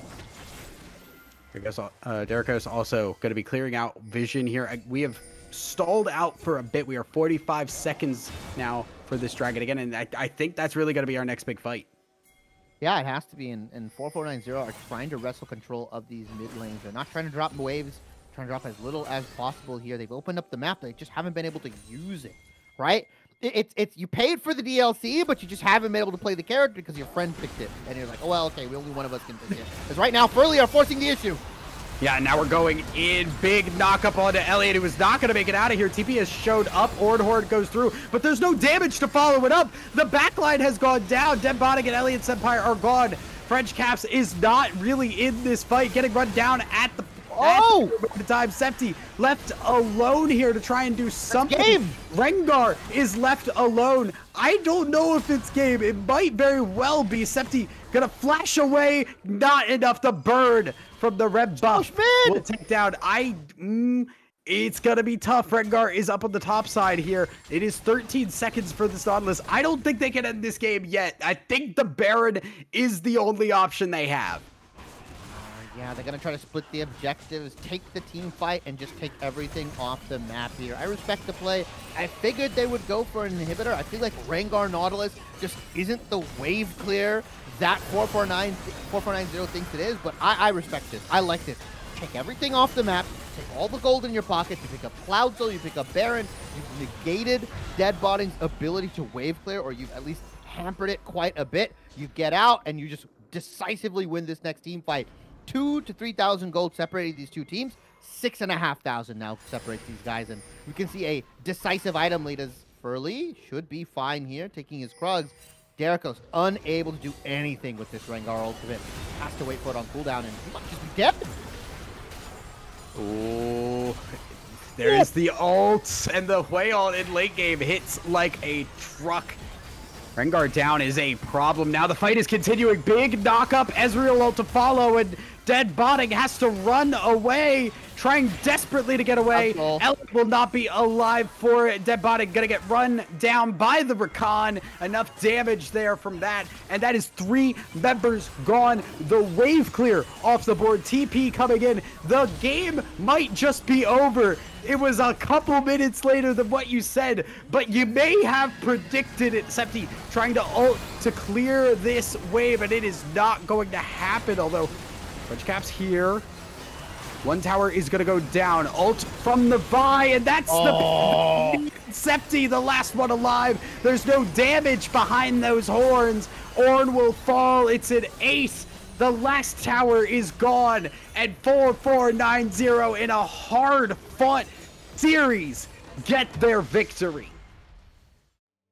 Game 1, a dominant performance. Game 2, getting dominated by Lit Esports into a haymaker slugfest until the 30-minute mark. Furley and Team 4490 forced the issue in this Game 3 and take everything off the map. Cloud Soul, Baron, and then the Nexus. As we swap over to the damage, Hui, Machine Killer, redemption of a game for him after Game 2 here. And you just look on the other side, this Rengar pick, not able to get anything done. 8,000 damage, like just barely out-damaged the Nautilus. I get it. Rengar, not really a champion that's known for like crazy damage numbers, but just unable to do really anything this match, and just not able to really buddy up. No Orianna, no sort of wombo combo that can dive in with the with the Rengar here, and just Jericho's kind of left out to dry after having a pretty solid early game and forcing Furley out of the topside quadrant multiple times here. Yeah, I mean, that's resiliency, right? The resilience. That's what catches me off guard. Is like we say, like, oh, the Rengar which just wasn't the pick. If 5-10 minutes into the game, it looked great. It was pushing Furley multiple times. Pushed Furley out of that top quadrant. Furley didn't have any Chunko minions to kill. It looked great in the early game. It just didn't find anything later on. You're not doing anything to that Mundo ever, especially with an Ornn as your top laner there, so you can't do anything on that top side. Bot lane, Ziggs Nautilus isn't really setting a whole lot up for you, because Ziggs just doesn't have the damage early on. Nautilus wants to roam anyway. The only thing they could really do is go to that mid lane, which they did for a couple of times, but Machine Killer, I think, credit where it is due, Machine Killer fixed a lot of the mistakes that we saw in game number 2, where we saw Machine Killer before walking forward and getting caught out, got to play back, got to stay under tower, scale up, and was a menace later on.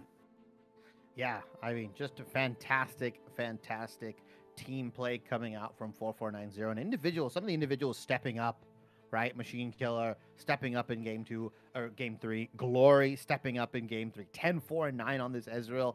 Took that early kill deal and ran away with it.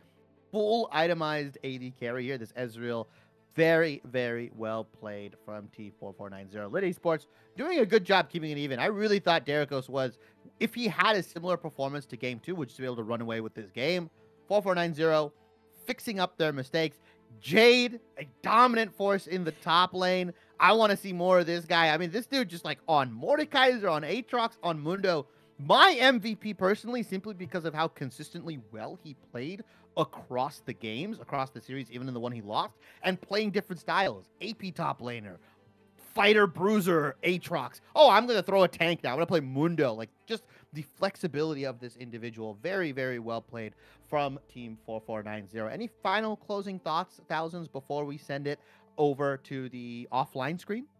I mean, I think that is kind of the big thing that like, one, Furley's resilience was really strong in this series as a whole, and Jade was the rock in the top lane. No matter what we saw Jade on, just I don't want to say domination, because some of them weren't really dominating victories, but wins, solid wins that you could always count on, and that is invaluable in a team. So Jade, I really, really am happy to see that level of control up on the top side. And obviously, like for 4490, there's mistakes to be rectified here, but a very well-earned victory, I think, on the day.